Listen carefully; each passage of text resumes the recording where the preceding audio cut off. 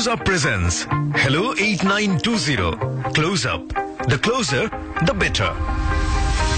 আর একবার আমন্ত্রণ, রাত 12টায় আপনারা শোনা শুরু করেছেন close up presents hello 8920, the closer the better. R J Kibria এই মুহূর্তে আপনার সফর সঙ্গী একেবারে রাত 2টো পর্যন্ত। আর আমার সঙ্গে একজন অতিথি নিশ্চয়ই আছেন যার জীবনের গল্প তিনি আজকে শোনাবেন আমাদের ক্লোজ-আপ প্রেজেন্স হেলো 8920-তে। কথা না বাড়িয়ে প্রথমেই তার সঙ্গে পরিচিত হব। হ্যাঁ, আপনার নামটা বলেন। আমার নাম হচ্ছে হাফেজ মোহাম্মদ আলাউদ্দিন। হাফেজ মোহাম্মদ আলাউদ্দিন, মানে আপনার ডাকনাম হচ্ছে আলাউদ্দিন, তাই তো? জি, আমার ডাকনাম হচ্ছে আলাউদ্দিন। কোরআনের হাফেজ আপনি? জি। শুনে খুব ভালো লাগলো, বহুদিন পরে আমরা আমাদের এই অনুষ্ঠানে একজন হাফেজকে পেয়েছি। আপনি বর্তমানে থাকছেন চিটাগংয়ে। চিটাগং থেকে আমাদের অনুষ্ঠানের জন্য লম্বা একটা জার্নি করে এসেছেন। বর্তমানে বয়স কত আপনার? আমার জন্ম হচ্ছে 18/2/1989। ঠিক আছে, 1989 সালে আপনার জন্ম। জি। জি বলুন, আপনি বহুদিন যোগাযোগ করেছিলেন আমাদের এই অনুষ্ঠানে এবং ঝড় বৃষ্টি মাথায় নিয়ে আপনি আজকের এই অনুষ্ঠানে এসেছেন লাখো মানুষের সামনে আপনার নিজের জীবনের গল্প বলতে।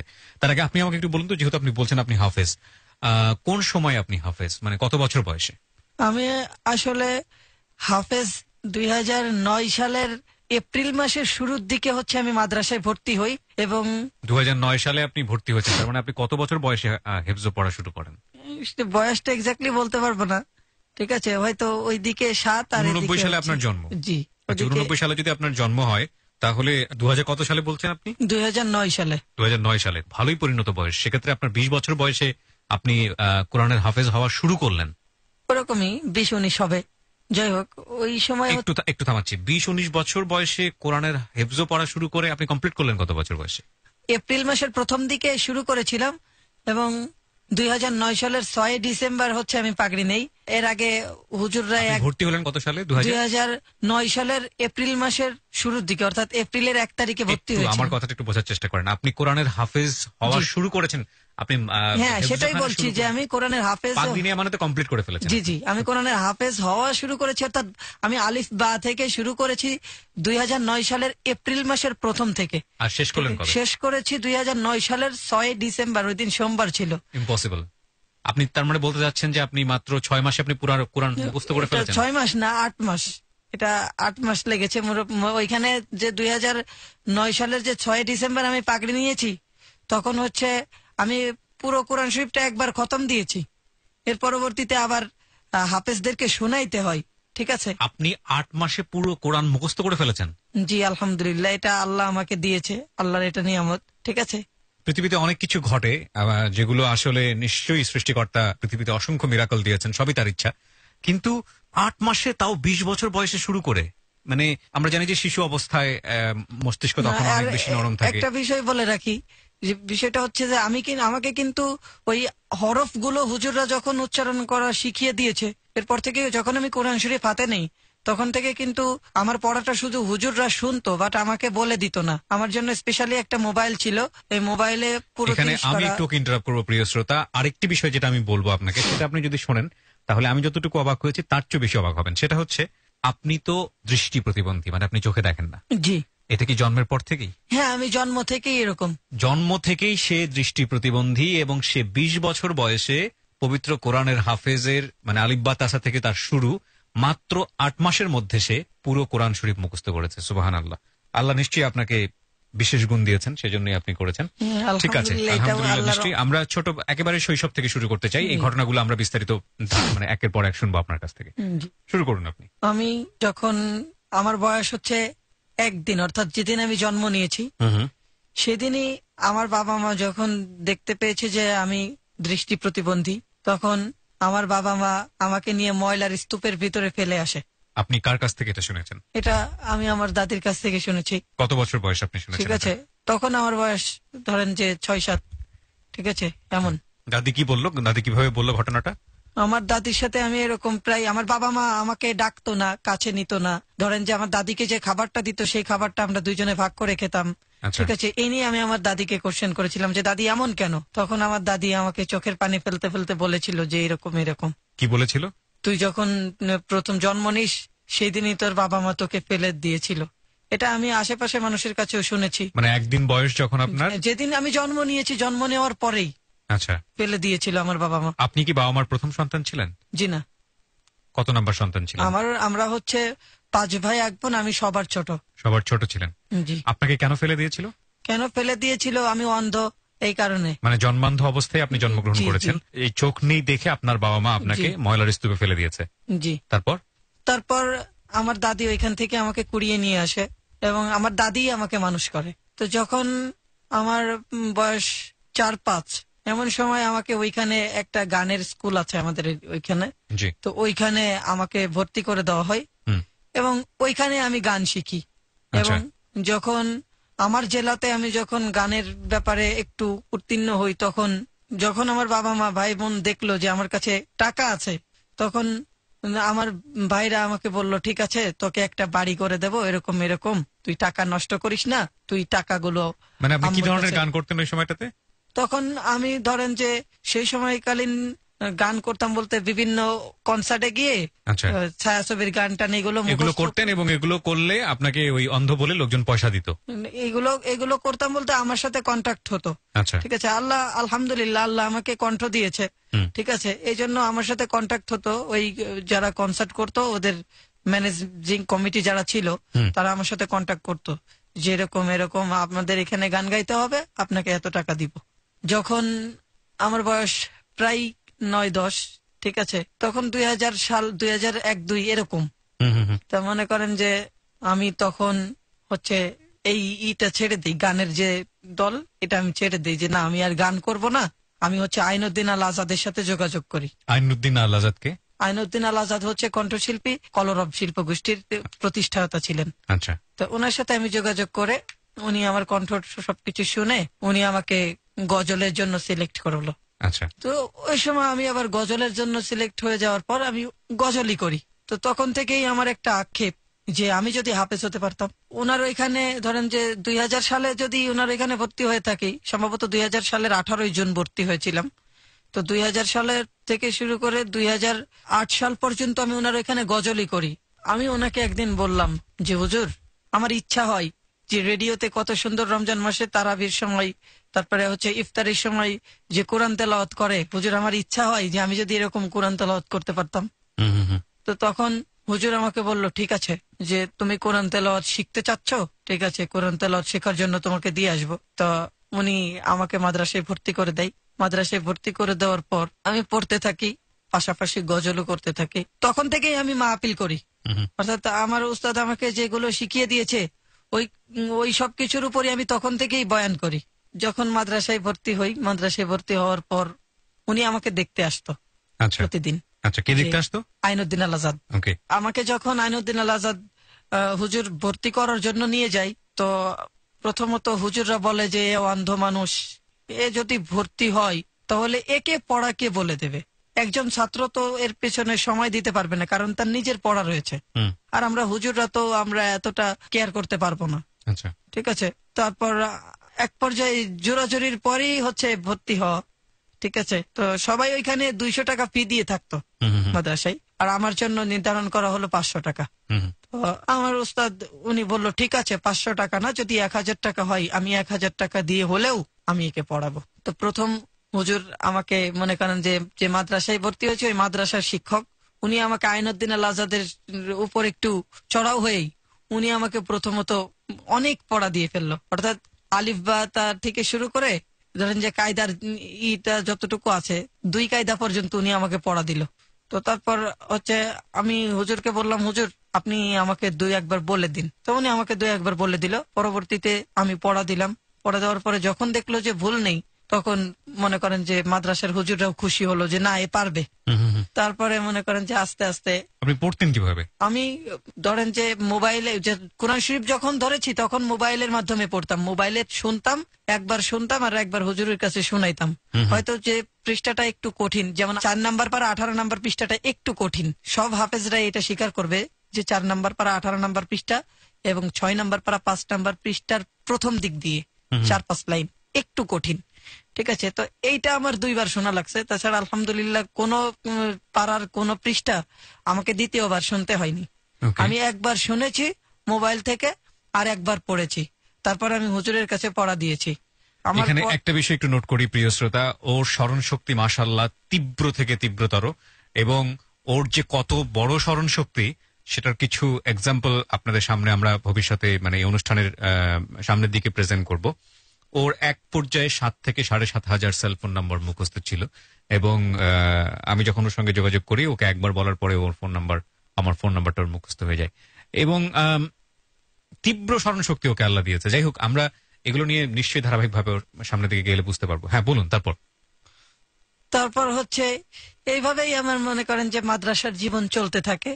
ঠিক আছে, তো আমাকে আইনুদ্দিন আজাদ সাহেব বলতো যে ঠিক আছে, তুই দিনের বেলা পড়বি, প্রয়োজন হলে আসরের নামাজের পর থেকে মাগরিবের নামাজের আগ পর্যন্ত তুই ঘুমাবি। 1 ঘন্টা টাইম পাস, আর হচ্ছে 15 মিনিট 30 মিনিট যাই পাস, এই টাইমটা তোর ঘুমানোর টাইম, বাট অন্য কোনো সময় তুই ঘুমাইতে পারবি না। আমাকে এরকম বলতো যে যদি বড় কিছু হতে চাও তাহলে জীবনে কষ্ট করতে হবে। তো আমি ওনার কথাগুলো মানতাম যে আমার বাবা মা আমাকে দেখে না। তখন আমার দাদি কিন্তু মারা গেছে, তো আমার বাবা মা আমাকে দেখে না, আমি ওনার কাছে থাকি, ওনার কথা আমি শুনতাম।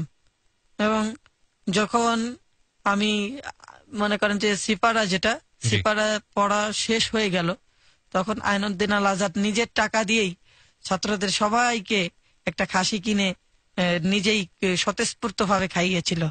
ঠিক আছে, তারপরে হুজুর কোরআন শরীফ হাতে দিল।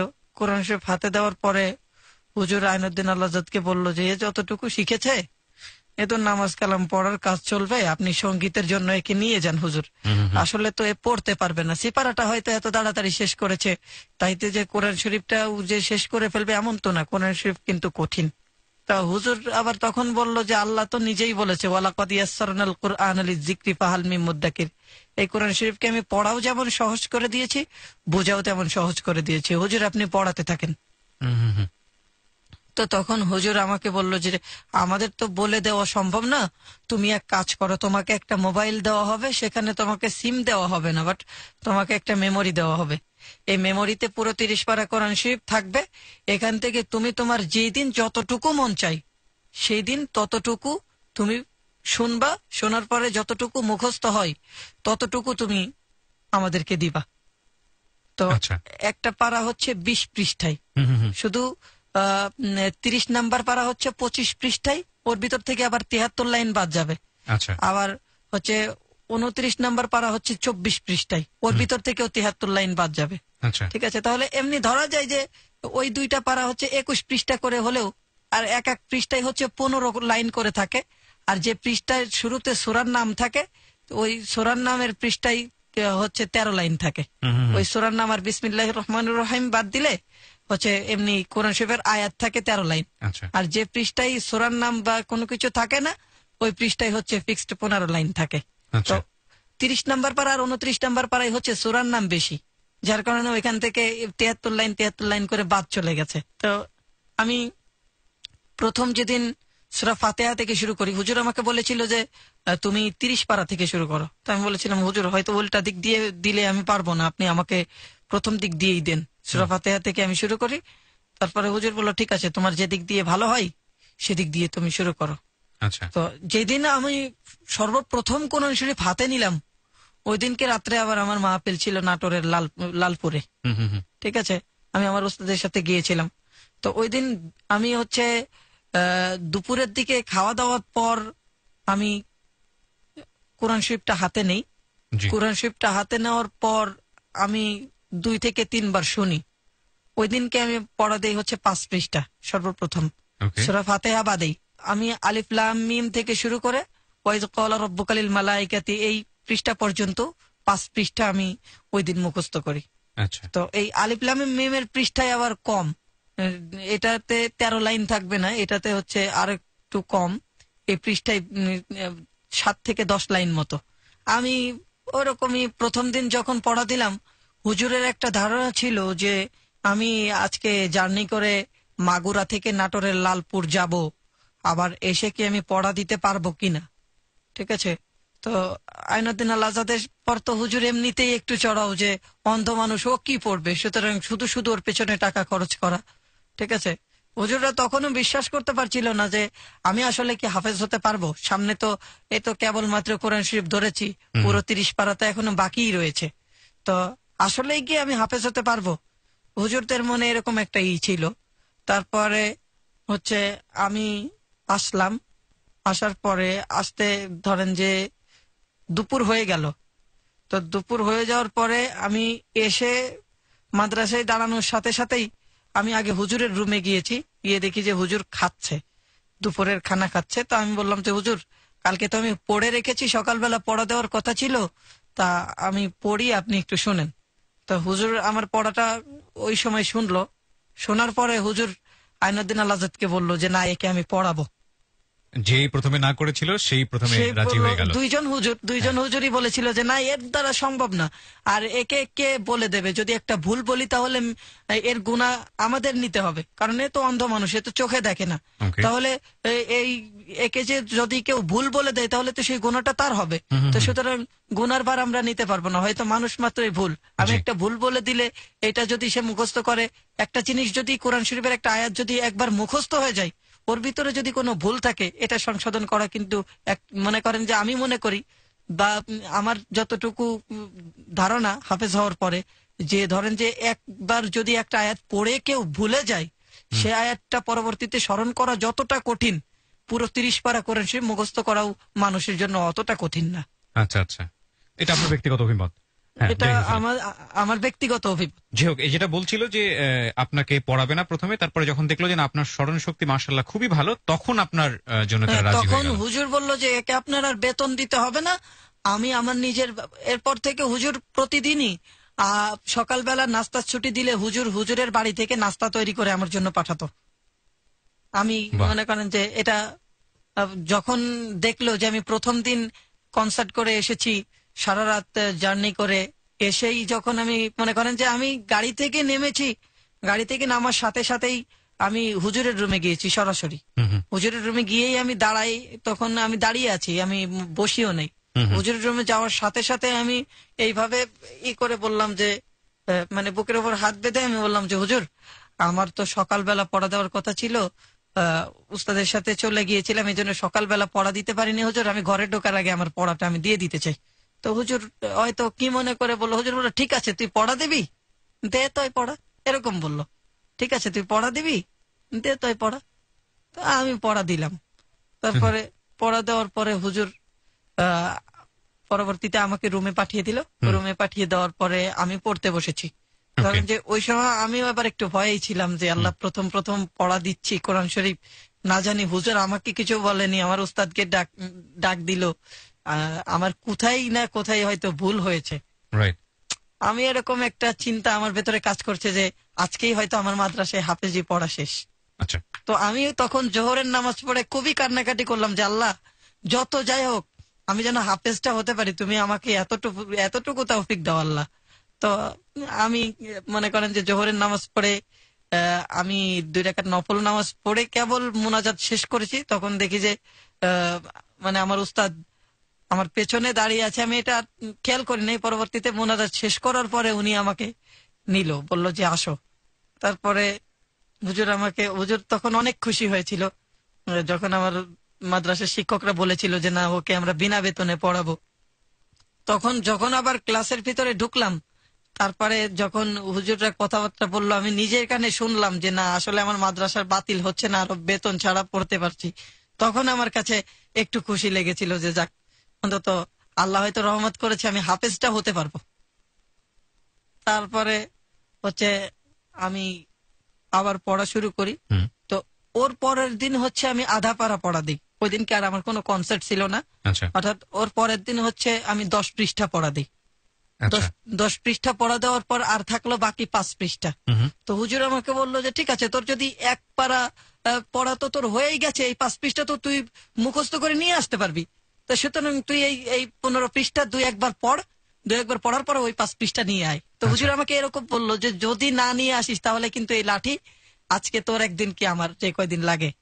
হুজুর আমাকে এরকম বললো। তা আমি মনে করেন যে ভয়তেই পড়লাম বিষয়টা, যে হুজুর যদি আমাকে মারে, আমি মাদ্রাসায় আসছি 1 মাস, যদি হুজুর আমাকে মারে, এ পর্যন্ত মায়ের খাইনি, এখন আজকে যদি মায়ের খাই, আমি ভয়তেই পড়াটা পড়লাম।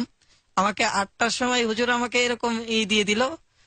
তারপরে হচ্ছে আমাদের ছুটি হয় হচ্ছে 9:30টায়। তো আমি সম্ভবত তখন 8:50 বাজে আমি হুজুরের কাছে গিয়ে পড়া দিয়েছি। মানে পড়া দিয়েছে, এর আগে আমার পড়া হয়ে গিয়েছে, কিন্তু আমি ভয়তে যাচ্ছি না যে যদি কোনো ভুল যায় তাহলে তো হুজুর আমাকে মারবে। হুজুর নিজেই বলে দিয়েছে যে আমি এবার যদি কোনো ভুল যায় তাহলে কিন্তু তোর একদিন আর আমার যে কয়দিন লাগে, এরকম বলেছে। তারপরে আমি গিয়েছি, যাওয়ার পরে হুজুর পড়া নিল।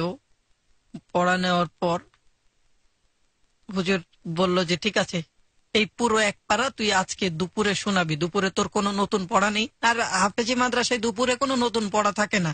আচ্ছা, দুপুরে হচ্ছে পেছনে যা পড়েছি এর ভেতর থেকে আস্তে আস্তে শোনাইতে হয়, যাতে পেছনের পড়াগুলো ভুলে না যায়। বাই দ্য ওয়ে, আমি একটু জাস্ট জানার জন্য বলছি, কোন মাদ্রাসাতে এটা আপনি পড়ছিলেন? এটা হচ্ছে মাদারীপুর জেলার কালকিনি থানাতে।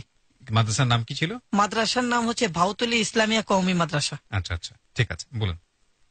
তো ওইখানে আমি লেখাপড়া করি। সেটা হচ্ছে এক পাড়া মুখস্থ করার কথা, হ্যাঁ, দুপুরবেলা। একবারে মুখস্থ করার পর মানে আমি নিজেও নিজেকে বিশ্বাস করতে পারছি না যে আমি কোরআন শরীফ ধরেছি আজকে 3 দিন।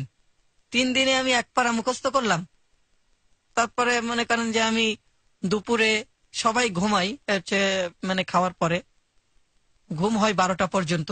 12টার পরে গোসল করে আবার ক্লাসে বসতে হয়। তো আমি ওই দিন আর ঘুমাই নাই, আমি ওই দিন পড়েছি যে এই এক পারা আমাকে আজকে দুপুরে শোনাইতে হবে। তো সবাইকে বসে শোনানোর জন্য বলল হুজুর, কিন্তু আমাকে বললো যে তুই বসতে পারবি না, তোর দাঁড়াই শোনাইতে হবে। আমি বললাম ঠিক আছে, আমি দাঁড়াই শোনালাম। তো একটানা যখন দাঁড়িয়ে শোনালাম, ওই দিনকে আবার আমাদের বোর্ডিং এ পাক হয়েছিল হচ্ছে আলু, শুধু আলু আর কিছু না। আলু, আমাদের রান্নাটা ছিল এমন, ধরেন যে কোনো মশলাপাতি বাটার তো কোনো সিস্টেম ছিল না, যে শুধু মরিচ, পেঁয়াজ, লবণ আর হলুদ। মানে এতটাই কি মানে অবস্থা খারাপ ছিল অর্থনৈতিক ভাবে, নাকি অন্য কোনো কারণ ছিল? অন্য কোনো কারণ ছিল বলতে হুজুররা বলতো যে ডাউল দিয়ে ভাত ছাড়া কেউ হাফেজ হতে পারে না। আসলেও এটা আমি ফলো করে দেখেছি যে যারা একটু ভালো মন্দ খাওয়ার চেষ্টা করেছে তারা মনে করেন যে হাফেজ হতে পারেওনি, আসলেও চলে গেছে। এটা আমি মানে যেটা বলেছে যে কষ্ট সহ্য করলে হয়তো কেষ্ট মিলে বা এরকম কিছু। হাফেজ, হ্যাঁ এটাই বোঝাতে চেয়েছে যে কষ্ট ছাড়া কেউ হাফেজ হতে পারে না। ঠিক আছে, তো আমাকে লজিং দিতে চেয়েছিল যে একজনের বাড়িতে তুমি খাবা।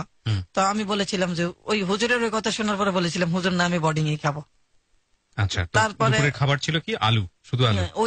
ওই দিনকে ছিল যে দিনকে বলছিলাম যে এক পারা আমার আজকে একটানা শোনাইতে হবে। তো ওই দিনকে ছিল হচ্ছে আমার আলু, শুধু আলু ঘোটা ছিল আর কি। আচ্ছা, ঠিক আছে, আলু ঘোটা আর ভাত।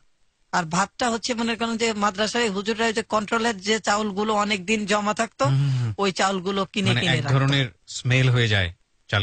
জি জি হ্যাঁ। জি, আর ওষুধ দিয়ে রাখা হতো। তো মনে করেন যে ওই চাউলটা এমন এমন চাউলও হয়েছে যে যখন ভাতটা রান্না করেছে তখনই ভাত ধুয়ে খাওয়া লেগেছে। আহা আহা। তারপরে ওকে ওকে, আমরা এই জায়গাটা একটা বিরতি নিতে চাই। প্রিয় শ্রোতা, আপনারা আজকে যেই মানুষটির জীবনের গল্প শুনছেন ও হচ্ছে হাফেজ আলাউদ্দিন, এবং ও এসছে সেই সুদূর চিটাগং থেকে। ও জন্মান্ধ, দুটো চোখে দেখে না। ওর জীবনের গল্পের একেবারে শুরুর দিকে আমরা রয়েছি, এবং ও আমাদের এবিসি রেডিওর খুব বড় মাপের একজন ফ্যান। প্রত্যেকটা জিনিস ওর মুখস্থ, ও শোনে, এবং ওর অনেক শখ ছিল আমাদের এই অনুষ্ঠানে একবারের জন্য হলো আসার, এবং সেটা ওর পূরণ হয়েছে। আর যতটুকু শুনেছি এখন পর্যন্ত খুবই অবাক হচ্ছি। একটা বিষয় মানে আল্লাহ ওকে একেবারে নিপুণ ভাবে দিয়েছে, সেটা হচ্ছে ওর স্মৃতিশক্তি। এত মারাত্মক স্মৃতিশক্তি ওর, সেটার উদাহরণ আপনারা কিছুটা হলেও পেয়েছেন যে মাত্র 8 মাসে ও পবিত্র কোরআন শরীফ পুরোটা মুখস্থ করেছে। শুধু তাই না, 20 বছর বয়সে, which is really really miracle, cause ওই সময়টাতে ব্রেনটা কিন্তু অনেক পাকাপোক্ত হয়ে যায়। এই সময়টাতে এই ধরনের কঠিন কাজ করা খুব মুশকিল। তো যাই হোক, ও সেটা পেরেছে, এবং শুধু সেটাই না, ওর যে জীবনের বিভিন্ন ঘটনাগুলো সেগুলো আমাদের উঠে আসবে আজকের এই হ্যালো 8920-তে। কিছু মানুষ থাকেন যাদেরকে আমরা অনুসরণ করতে পছন্দ করি, যেন অনুকরণীয়, স্মরণীয়, বরণীয়। হয়তো আজকের এই মানুষটি আমাদের সমাজের খুবই সাধারণ একজন মানুষ, সে হয়তো কারো কারো কাছে অনুকরণীয় হবেন তার জীবনের গল্প দিয়ে। আমরা মাত্র 4 মিনিটের ছোট্ট একটা বিরতি নিব। 4 মিনিট পরে আমরা হাফেজ আলাউদ্দিনের কাছে আবারও তার জীবনের গল্পে ফিরে আসবো। তাকে দেখার জন্য আপনারা চলে আসতে পারেন আমাদের ফেসবুক পেজে, একটা ভিডিও লিঙ্ক দেওয়া আছে www.facebook.com/kibriya.rj। আমি আবারও বলছি www.facebook.com/KEBRIA.RJ। পেজটি আছে RJ কিবরিয়া নামে, and please like this page. ফিরে আসছি ঠিক 4 মিনিট পর। Close up. The closer, the better. 4 minute পর আরো একবার স্বাগত জানাচ্ছি প্রিয় শ্রোতা। ক্লোজ আপ প্রেজেন্স হ্যালো 8920-তে হাফেজ আলাউদ্দিন আজকে রয়েছে এখানে জীবনের গল্প বলার জন্য। আমরা কথা না বাড়িয়ে সরাসরি তার কাছে ফিরছি।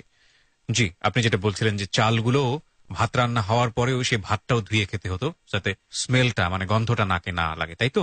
জি, তারপরেও এটা হচ্ছে যে ওই চাউলগুলো ভিতরে পোক থাকতো। জি, ঠিক আছে, যে বাবুর্চি ছিল উনি এটা ঠিক মতো পরিষ্কার করতো না। আচ্ছা। ঠিক আছে, আমার একটা ইচ্ছা, হুজুররা বলেছে যে বেশ ভালো খাবার খেলে হাফেজ হওয়া যায় না, তখন তো আর অতটা বুঝি না। ওই হুজুরের ওই কথাটাই ধরে রেখেছিলাম যে ভালো খাবার যদি খাই তাহলে তো আমি হাফেজ হতে পারবো না, সুতরাং খাবো না। সুতরাং হাফেজ হওয়ার পরে যত খুশি ভালো খাবার খাবো, প্রয়োজন হলে এখন জমা রাখবো। ওকে। এরকম আমার হচ্ছে ওই এক পারা মুখস্থ হয়েছে। এক পারা মুখস্থ হওয়ার পরে আবার আমার জ্বর হলো। জি। আমার জ্বর হওয়ার পরে আমি 15 দিন ছিলাম হাসপাতালে। 15 দিন ছিলাম, এরকম ধরেন যে এই 15 দিন করে 2 বার ছিলাম হাসপাতালে। তারপরে মনে করেন যে এই 15 দিন পরে আমি আবার এসেছি। আসার পরে আমি হুজুরকে বললাম যে হুজুর আমাকে কনসার্ট বন্ধ করে দিন, আমি কনসার্ট করব না, আমি হাফেজ হওয়ার পরে কনসার্ট নেব। মানে কনসার্ট মানে হচ্ছে আপনি গজল করতেন? জি জি। আচ্ছা। তো হুজুর বলল ঠিক আছে, যদি তোমার পড়ালেখায় কোনো সমস্যা হয় তাহলে কনসার্ট বন্ধ করে দিয়ে তুমি হাফেজি পড়ো, সমস্যা নেই, হাফেজ হওয়ার পরেই করব। আচ্ছা। তারপরে হচ্ছে এইভাবে ধরেন যে এক পারা মুখস্থ হওয়ার পরে আবার ধরেন যে 15 দিন গ্যাপ দিয়েছি। 2 নাম্বার পারা আমি যখন শুরু করি তো ওই দিনকে আমি মনে করেন যে তখন তো আর এতটা বুঝি না যে কি হবে। তো 2 নাম্বার পারা শুরু করার পর প্রথম দিন যে আমার তো এক পারা মুখস্থ হয়েই গেছে, আমি হাফেজ হতে আর কতদিন লাগবে এরকম একটা নিয়ে আমি পড়েছিলাম না একদিন। তো ওই দিন হুজুর আমাকে মনের মতো মারলো। 4টা বেত ছিল, 4টা বেত এখনো এই দিক দিয়ে দাগ আছে, ওই 4টা বেত ভেঙে গিয়েছিল। আমি আইনুদ্দিন আল্লাহ সাহেবকে বলেওছি হুজুর আমি হাফেজি পড়বই না। মানে এত কষ্ট পেয়েছেন? এত কষ্ট পেয়েছি বলতে ওই ওই মায়ের খাওয়ার পরে আরো 15 দিন হাসপাতালে ছিলাম। ওই একসাথেই মনে করেন যে 1 মাস 1 দিন। ওই একদিন এই মায়ের পিছনের কারণটা যেন কি ছিল, কি যেন বলছিলেন আপনি? ওই আমি বলেছি যে আমার হাফেজ হতে কতদিন লাগবে, এই শুধু এই প্রশ্নটার কারণে এতটুকে। হুজুররা এখন বুঝি যে হুজুররা হয়তো ওই নিয়ত করেই বলেছিল যে তুই, তোকে আল্লাহ বেরেন ভালো দিয়েছে, তুই কেন পড়বি না, তোর তো কষ্ট হয় না, আর তোর যা লাগে বা যাই হোক আমরা তো দেখি। তো এখন বুঝি যে তখন যদি আরো মারতো আমার মনে হয় কোরআন শরীফটা আমি আরো ভালো করে পড়তে পারতাম। আচ্ছা, এই সময়টাতে কি বাবা মা আপনার পাশে দাঁড়াতো? না, এই সময়টা আমি যখন গানের দলে ছিলাম তখন বাবা মা আমার কাছ থেকে টাকা নেওয়ার সময় আমাকে খোঁজ খবর নিত, বাট আমি যখন গজলে চলে গিয়েছিলাম তখন তো আমি টাকা পয়সা তেমন দিতে পারতাম না। তখন আবার বাবা মা কেউই আমার সাথে যোগাযোগ করতো না। আমি কল দিলেও আমার কণ্ঠ শোনার পরে কলটা কেটে দিত। বলুন তারপরে আমি লাস্টের যে 15 দিন হাসপাতালে ছিলাম উনি প্রতিদিন এরকম বুঝ দিত। তো পরবর্তীতে উনি একদিন বলল ঠিক আছে তুই আজকে তাহাজ্জুদের নামাজ পড়বি, তাহাজ্জুদের নামাজ পড়ার পর যদি তুই একটা সিদ্ধান্ত নিবি, তুই যদি সিদ্ধান্ত নিস যে আমি হাফেজি পড়বো না তাহলে আমি আইনুদ্দিন তোকে পড়াবো না, আর যদি তুই সিদ্ধান্ত নিস যে আমি হাফেজি পড়বো তাহলে আমি আইনুদ্দিন তোকে পড়াবো। তো ওই দিনকে রাত্রে আমি ঘুমানোর পরে কেউ একজন, আমি তো মনে করেন যে তাকে চিনি না, তবে কেউ একজন আমি স্বপ্ন দেখলাম যে আমার মাথায় হাত বুলিয়ে বলল যে তুই হাফেজি যদি পড়িস তাহলে তোর জীবন অনেক সার্থক হবে, তুই ভবিষ্যতে অনেক বড় হতে পারবি। তারপরে উনি আমাকে 3টার দিকে হচ্ছে তাহাজ্জুদের জন্য ডেকে দিল। আমি তাহাজ্জুদ পড়ার পরে আমি হুজুরকে বললাম হুজুর আমি হাফেজি পড়বো, আমাকে যতই মারুক আর যতই কাটুক আমি পড়বো, আমি হাফেজ হতে চাই। তো পরবর্তীতে ওই দিন মাদ্রাসায় গিয়েছি ওনার বাসা থেকে, মানে যেদিন আমি এই ঘটনাটা হয়েছে ওর আগের দিন আবার হাসপাতাল থেকে চলে এসেছি। তো মাদ্রাসায় যাই নাই, ওনার বাসায় এসেছি, আইনুদ্দিন আল্লাহ সাহেবের বাসায় এসেছি। আচ্ছা। পরবর্তীতে মাদ্রাসায় গিয়ে হুজুরদের কাছে মাপ চেয়েছি যে হুজুর আমি বুঝতে পারিনি, আপনারা আমাকে ক্ষমা করে দিয়েন। তো হুজুররা আমাকে কিছু বলে নাই, হুজুররা এরকম হয়তো ধারণা করেছে যে ছোট মানুষ বুঝতে পারেনি আর হঠাৎ করে আমরা এরকম মেরেছি, হয়তো সেই কারণে বলেছে। ঠিক আছে, তারপরে হুজুর এটা আমাকে বুঝতে দেয় নাই, হুজুর বলেছে ঠিক আছে তুই ঠিক মতো পড়বি, আর তা না হলে কিন্তু তুই চাইস তোর মায়ের আরো সামনে আছে। আবার আমি 2 নাম্বার পারা তো শুরুই করতে পারি নাই, তো আমি 2 নাম্বার পারা পরে শুরু করলাম, মাঝখানে 1 মাস গ্যাপ দিয়ে শুরু করার পড়া শেষ করতে আমার টাইম লেগেছিল হচ্ছে 2 দিন। 2 নাম্বার পারাটা আমার বেশি হয় নাই, ওই যে মার খেয়েছি এর পরবর্তীতে যে আমার নিয়ে যে আমি পড়বই, তো মনে করেন যে ওর পরে 2 নাম্বার পারাটা আমি 2 দিনে শেষ করেছি। যদিও আমি বলেছিলাম যে আমি আর কনসার্ট করব না, পরবর্তীতে আমার সেই কনসার্ট করতেই হলো। কেন, ওই হুজুর মাঝে মাঝে যদি কনসার্ট হতো, হুজুর এক জায়গায় যদি যাইতো আর এক জায়গায় আমাকে পাঠিয়ে দিত, যে আজকে আমার 2 জায়গায় দাওয়াত, আমি এক জায়গায় যাচ্ছি, আর এক জায়গায় কে যাবে, তুই যদি না যাস তাহলে তো মান সম্মানের প্রশ্ন। ঠিক আছে, তার মানে আপনার এই হেফজ পড়ার পাশাপাশি কাজগুলো করতে হতো। হেফজ পড়ার পাশাপাশি কাজগুলো। আবার হুজুর আমাকে যদি কেউ 10,000 টাকাও দিত, হুজুর আমার কাছ থেকে সেই টাকা থেকে 1 টাকাও নিত না। আচ্ছা আচ্ছা, সেই টাকাটা আমার কাছে থাকতো। তারপর হচ্ছে হুজুর এরকম আমাকে বলল যে আমার যদি 2 জায়গায় এমন এমন দিন থাকতো যে 3 জায়গায় হুজুরের দাওয়াত হতো। তো শেষ পর্যন্ত কি হতো, হুজুর হচ্ছে কনসার্ট করতো বিকাল 3টা থেকে সন্ধ্যা 6টা পর্যন্ত, অর্থাৎ মাগরিবের নামাজের পরে হুজুর কোনো কনসার্ট করতো না। আচ্ছা আচ্ছা, তো তখন আমি কি করব, বাধ্য হয়ে আমাকে হুজুরের কথা শুনতে হতো। তো সেই হিসাবে আমার কি হতো, আমি সকাল 6টার পরে ধরেন যে একটা কনসার্ট করেছি, আবার ধরেন যে ওই কনসার্টে আমি একটা কনসার্টে আমার হুজুরের নির্দেশ ছিল 3 ঘন্টার বেশি থাকতে পারবা না, আর সর্বোচ্চ 12টা গজলের বেশি একটা কনসার্টে গাইতে পারবা না। এটা নির্দেশ ছিল, কেন করেছিল সেটাও জানি না, তবে তখন জানতাম না যে কেন উনি এরকম করেছিল, পরবর্তীতে বুঝতে পেরেছি আর কি। তো আমি সকাল বেলায় মনে করেন যে প্রিপারেশন নিতাম যে কোন কোন কনসার্টে গিয়ে কোন গজলটা গাওয়া যায়। আর হুজুর আমাকে বলে দিত যে অমুক জায়গায় একটু গরম গজল হলে চলবে, অর্থাৎ যে এই জায়গাটা গজলের উপযোগী উর্বর। আবার কিছু কিছু জায়গা আছে যে সেই সব জায়গায় মনে করেন যে কান্নার সুরে গজল পছন্দ করে। তারপরে হচ্ছে আমি একদিন হলো কি, হুজুরের 3 জায়গায় কনসার্ট, তো এবার হুজুর এক জায়গায় গিয়ে আমাকে আর 2 জায়গা পাঠিয়েছে। আমি মাগরিবের নামাজ পড়ে সন্ধ্যা 7টার দিকে গজলে উঠেছি এক জায়গায়, রাত 10টা পর্যন্ত করেছি। ঠিক আছে, এরপরে আর এক জায়গায় গিয়ে মনে করেন যে গজল শেষ করতে করতে 3:30 বেজে গেছে। তারপর আমি বাসায় এসেছি, বাসায় আসার পরে আমি হুজুরকে বললাম, হুজুর এরকম তো আমার দ্বারা আসলে সম্ভব না। তারপর হুজুর এক পর্যায়ে আমাকে বলল যে ঠিক আছে, তাহলে তুই কনসার্ট করতে তো অবশ্যই হবে, তবে একটু কমাই করো, সমস্যা নেই, আমি এটা পুষিয়ে নেব। পরে আস্তে আস্তে 5 পারা অলরেডি শেষ হয়ে গেল। 5 পারা শেষ হওয়ার পর থেকে আমার মনোযোগ ছিল যে আরো তাড়াতাড়ি, আমার এই 5 পারা শেষ করতে এতদিন লাগলো, আমি তো আধা পারা করে পড়া দিতে পারি, তো আমার সমস্যা কি, আমি 5 পারা শেষ করতে আমার এতদিন লাগলো, কিরে আমি হাফেজ হবো কবে।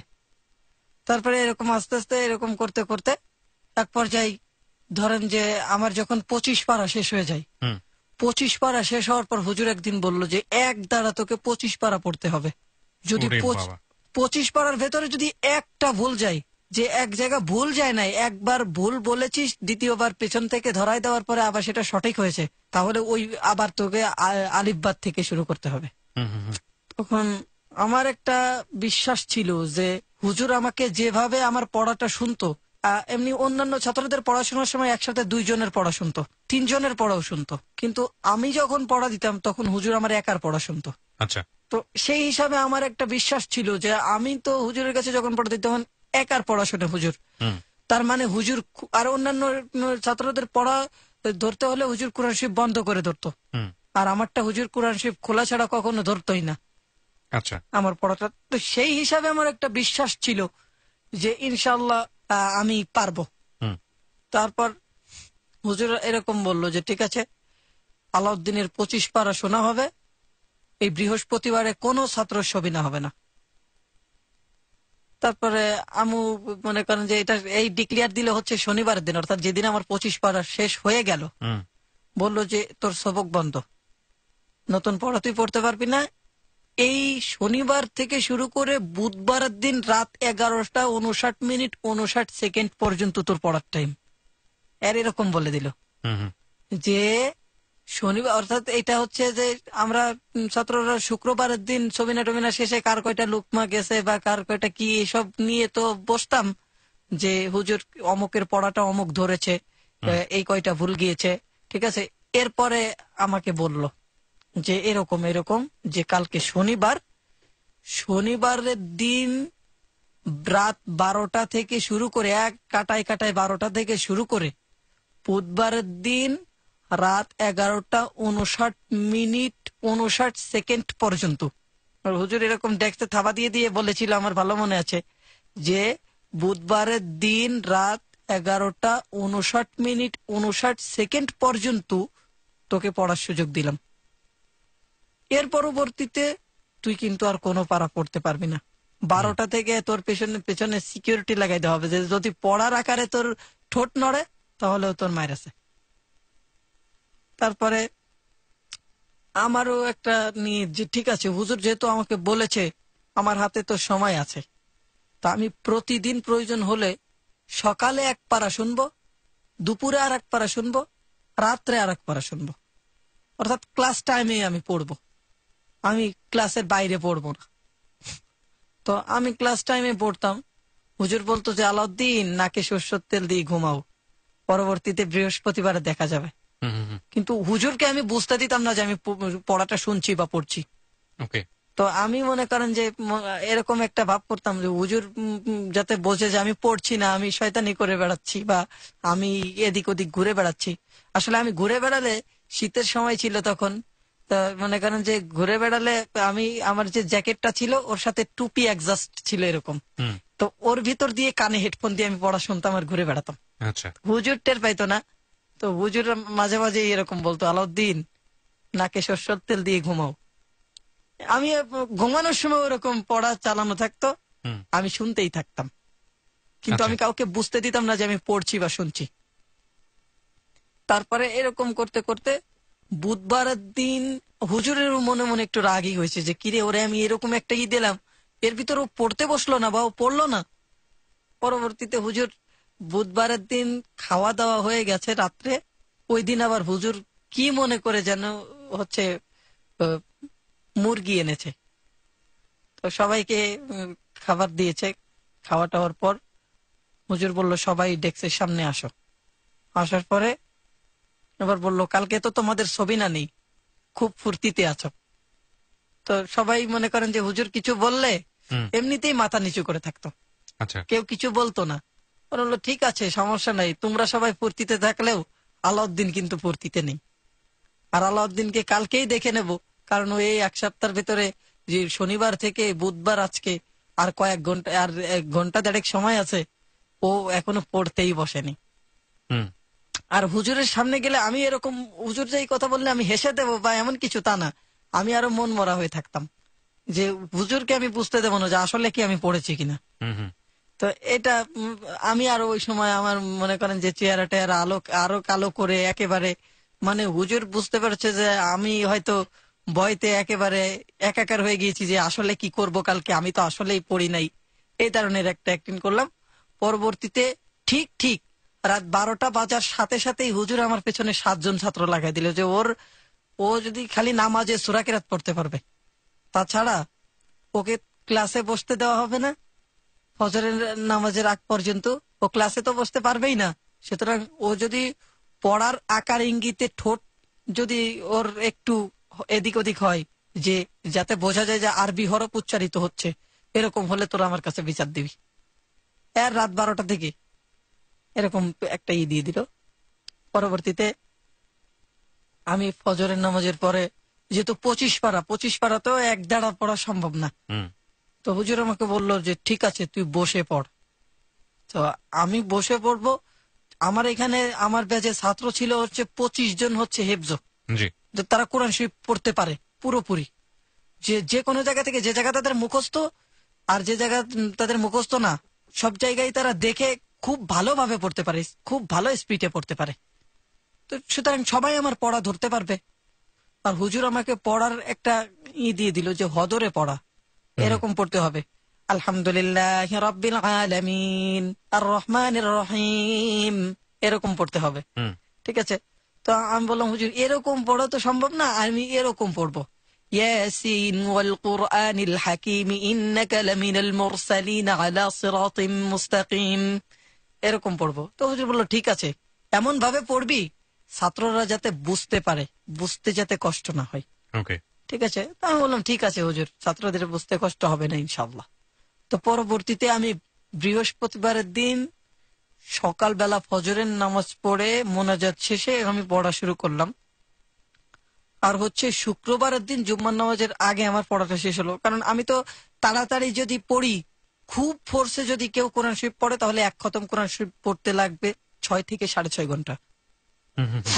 তো আমি তো মনে করেন যে আমাকে খুব ফোর্সে তো পড়তে দেওয়া হচ্ছে না, আর এর ভেতরে খাওয়া দাওয়া আছে বা মনে করেন যে স্বাভাবিক যে কাজকর্ম আছে এগুলো তো হয়ই। আচ্ছা।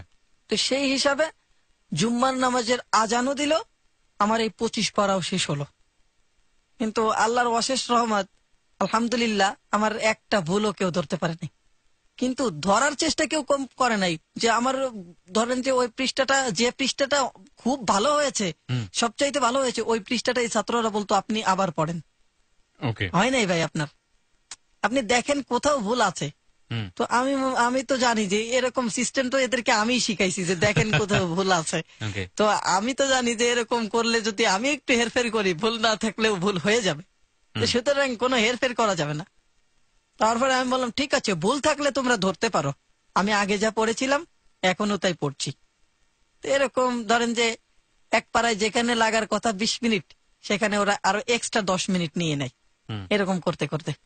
তারপরে হুজুরও মনে করেন যে হুজুর বলে যায় আমি বাজারে যাচ্ছি, তোরা ওর পড়াটা ভালো করে ধরিস, এই বলে ঘর থেকে বের হয়ে যায়, টুক করে আবার এসে বসে থাকে। আমি তো আর দেখি না, হুজুর ওরকম করে যে, আর আমি যাতে মনে করি যে হুজুর বাজারে গিয়েছে, আমি একটু শয়তানি করতে পারবো।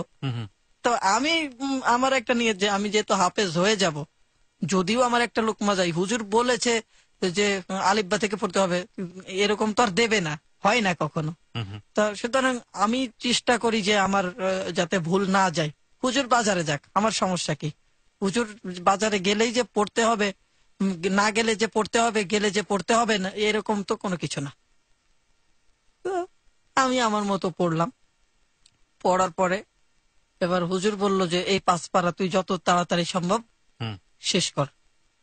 তো তখন হচ্ছে আপনার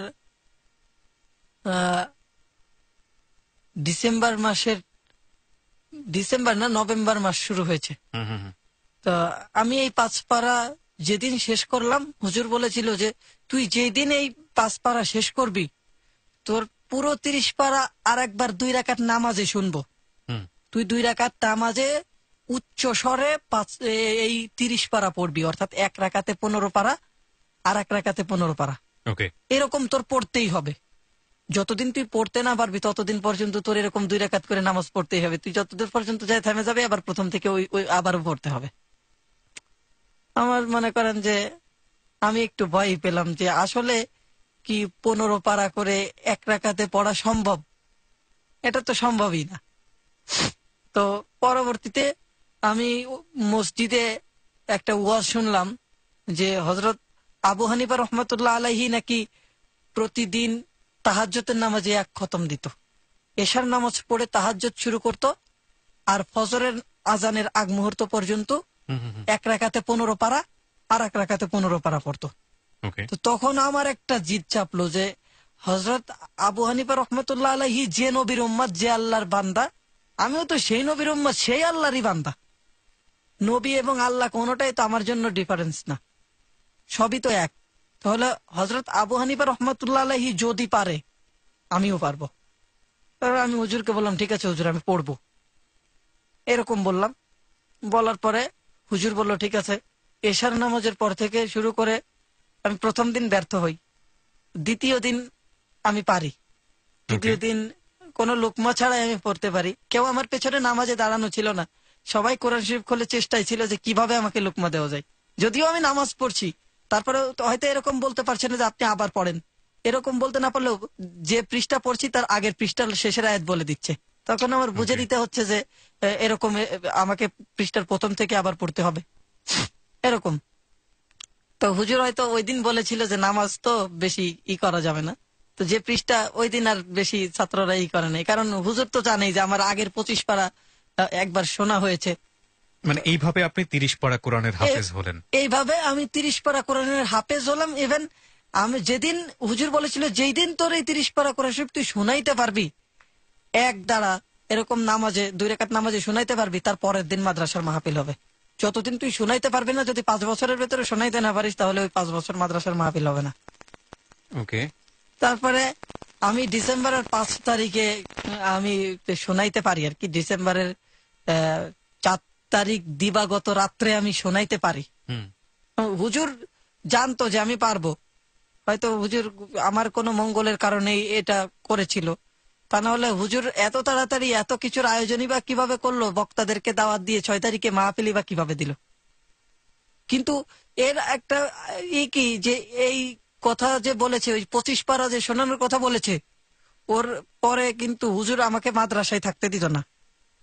এমনি আমি পড়তাম হুজুরের বাসায়, যে 5 পারা পড়েছি এই 5 পারা হুজুরের বাসায় পড়েছি। হুজুর বাসায় আমার পড়াটা নিয়েছে এই 5 পারা, ঠিক আছে।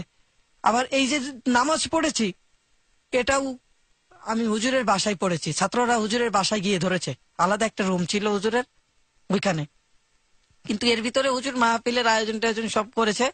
পরে আমি 5 তারিখে যখন করলাম, এর ভেতরে আবার মাসখানিক হচ্ছে আমার উস্তাদ আমার সাথে কোনো দেখা সাক্ষাৎ করতো না, বা কনসালটেন্সি সবই বন্ধ ছিল, ওনার সাথে আমি ফোনেও কথা বলতে পারতাম না। আমি হাফেজ হলাম। হাফেজ হয়ে যাওয়ার পর হচ্ছে 2010 সাল আমি কওমি মাদ্রাসায় ভর্তি হয়ে হাফেজ হয়ে যাওয়ার পরে, ওইখানেই কওমি মাদ্রাসা, এবং আমার মাদ্রাসার লেখাপড়া বন্ধ হয়ে যায় একটা কারণেই, 2010 সালের 18 জুন আমার উস্তাদ মারা যায় গাড়ি অ্যাক্সিডেন্টে। মারা যাওয়ার পর থেকে আমি আর মাদ্রাসায় পড়তে পারিনি, তবে এর ভিতরে উর্দু এবং হিন্দি ভাষার উপর কোর্স নেই।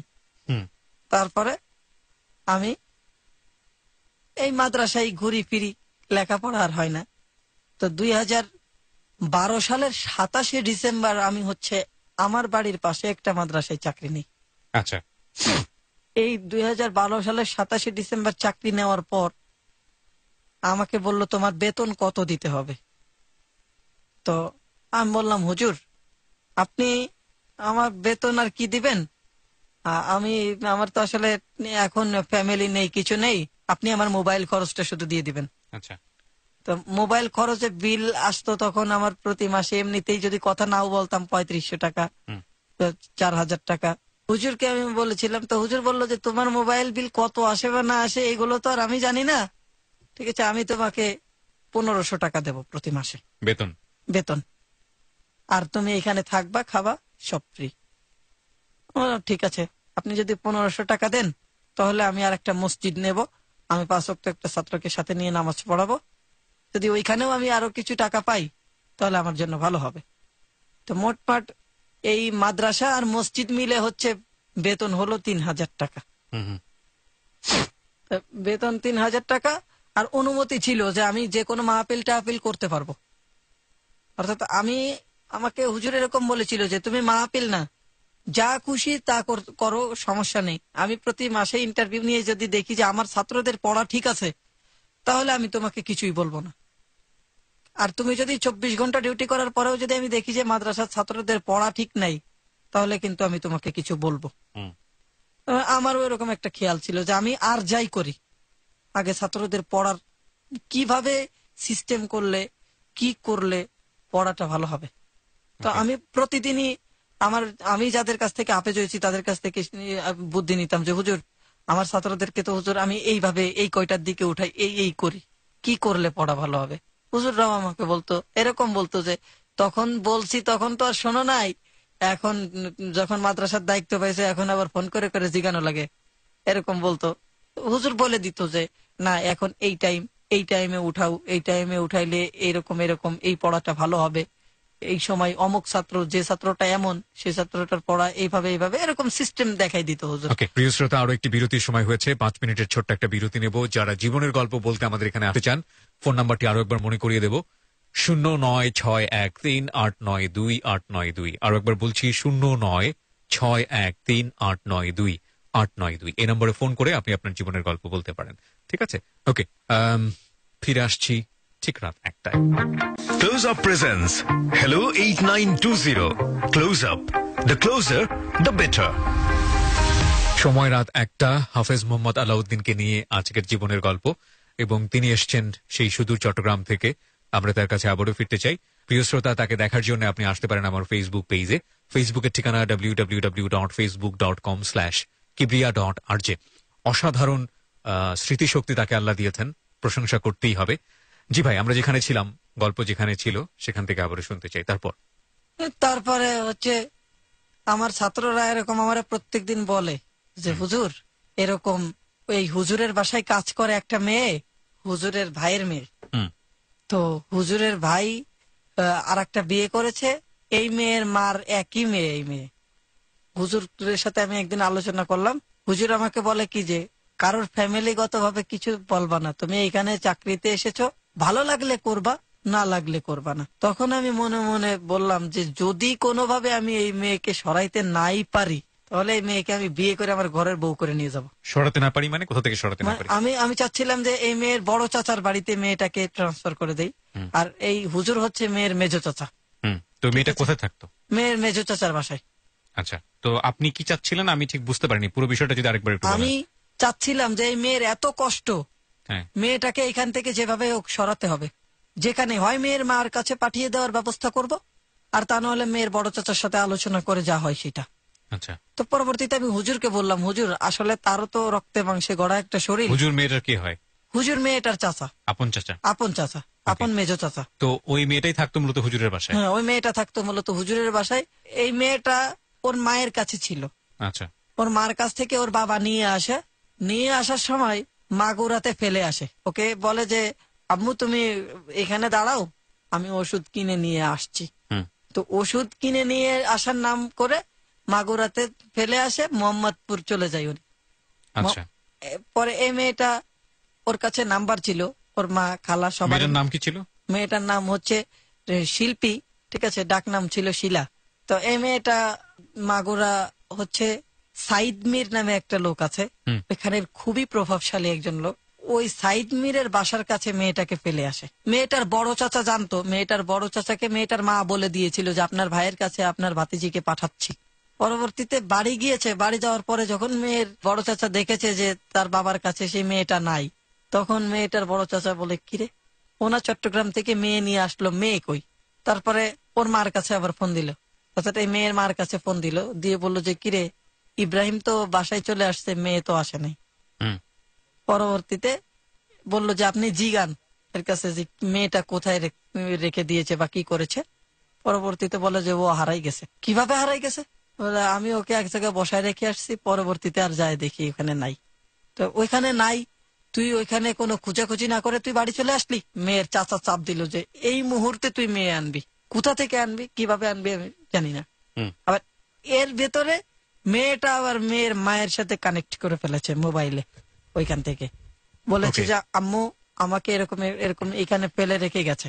এবার মেয়ের বাবার এখানে হোটেল আছে আর কি, চট্টগ্রামে তুলাতুলি নামে একটা জায়গা আছে, ওইখানে মেয়ের বাবার কিছু ঘর আছে, একটা হোটেল আছে। তো এখানে মেয়ের মামারা বলল যে মেয়েকে যদি তুই আমাদের কাছে ফিরিয়ে না দিস বা যদি বাড়িতে না নিয়ে যাস, মেয়ের যদি কিছু হয়, তাহলে এখানে যে তোর ব্যবসা প্রতিষ্ঠান বা যে ঘরটর আছে আমরা সব এখনই ভেঙে ফেলবো এই মুহূর্তে। এখন উনি ওনার ব্যবসা প্রতিষ্ঠান ঠেকানোর স্বার্থে বাধ্য হয়ে মেয়েকে নিয়ে আসলো। আমি যখন মাদ্রাসায় যাওয়ার পরে মেয়ের চাচার কাছে আমি বললাম যে হুজুর আসলে তো সেও রক্ত মাংসে গড়া মানুষ, এইভাবে একটা মানুষকে কষ্ট দেওয়া ঠিক না। আমি ওইখানে আর কোনো কথাবার্তা না বলে চলে আসলাম। চলে আসার পরে মেয়ের বড় চাচার সাথে বিষয়টা শেয়ার করলাম যে আসলে তো এরকম আপনার ভাই হুজুর মানুষ, সেটা মানলাম, কিন্তু আপনিও তো স্বচক্ষে দেখেন যে মেয়েটার কি কষ্ট হয়, যে সে তার নিজের পানি চেপে দিতে হয়, তার ওয়াইফের পানি চেপে দিতে হয়, তার একটা ছেলে একটা মেয়ে আছে, তাদেরকে গোসল করানো, যাবতীয় ভাত রান্না করতে হয়, সবকিছুই তো আপনি নিজেই দেখেন। তো হয়তো মেয়েটাকে যদি আপনারা এতই পালতে কষ্ট হয়, একজন মানুষ হিসাবে আমি বলছি যে অন্তত মেয়েটাকে মেয়ের মায়ের হাতে তুলে দেন। পরে মেয়েটা ওর বড় চাচার বাসায় চলে আসলো।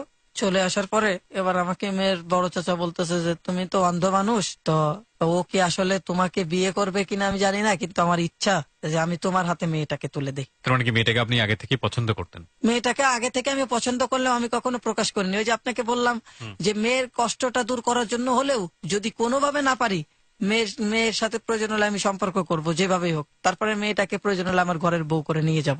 আচ্ছা আচ্ছা। পরবর্তীতে এই বিষয়টা নিয়ে মেয়ের মেজো চাচা আমাকেই দায়ী করলো যে তোমার কারণে এই মেয়েটা চলে গিয়েছে।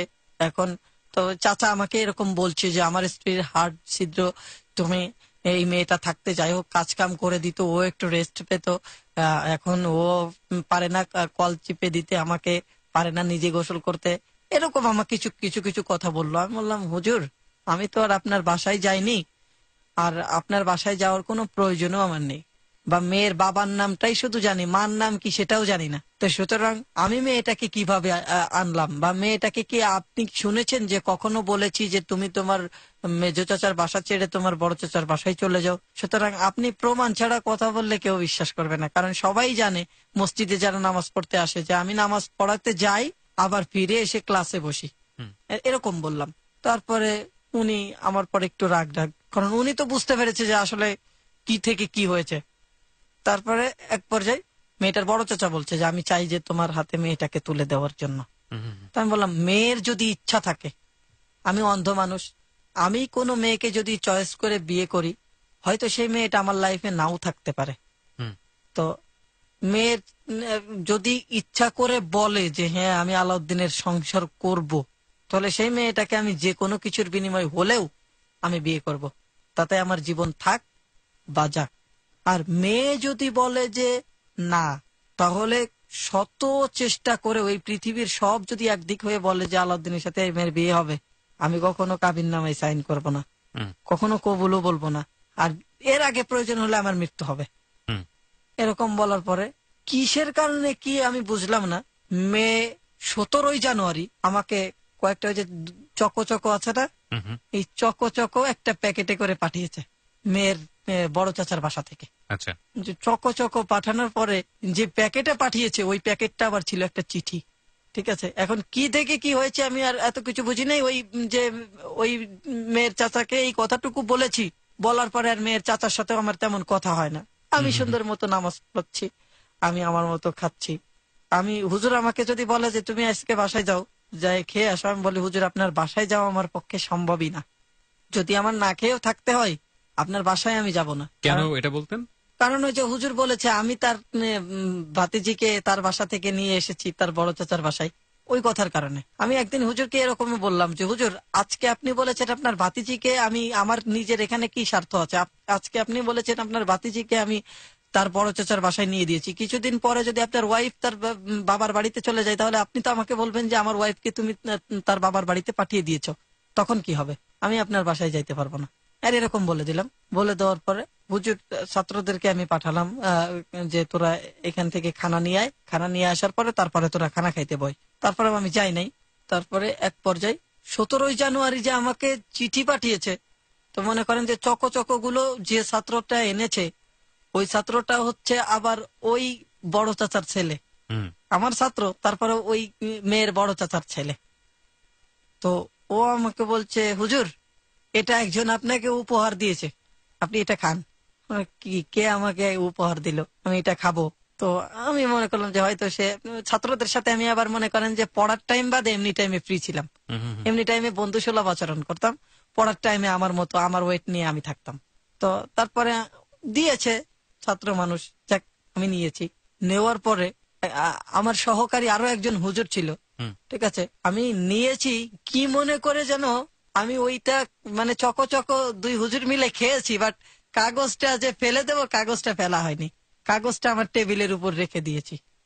আর ওই কাগজটা ছিল হচ্ছে অফসেট পেপার, এই জন্য আমি মনে করছি অফসেট পেপার যেহেতু যদি কিছু লেখা না থাকে তাহলে আমার কোনো দরকার হলে আমি লিখে নেব। আমি হয়তো অনেক সময় অনেকে মৃত্যুর সংবাদ আসে যেগুলো ছাত্রদেরকে লিখে লিখে মাইকিনের জন্য পাঠাতে হয়, তো এই জন্য আমি ওটা অফসেট পেপার মনে করে রেখে দিয়েছি যে থাক। আর আমারও একটা ধারণা যে গিফট আমাকে কে দিবে, আর গিফট দিলে 2 টাকার চকো চকো, তাও আবার 3টা।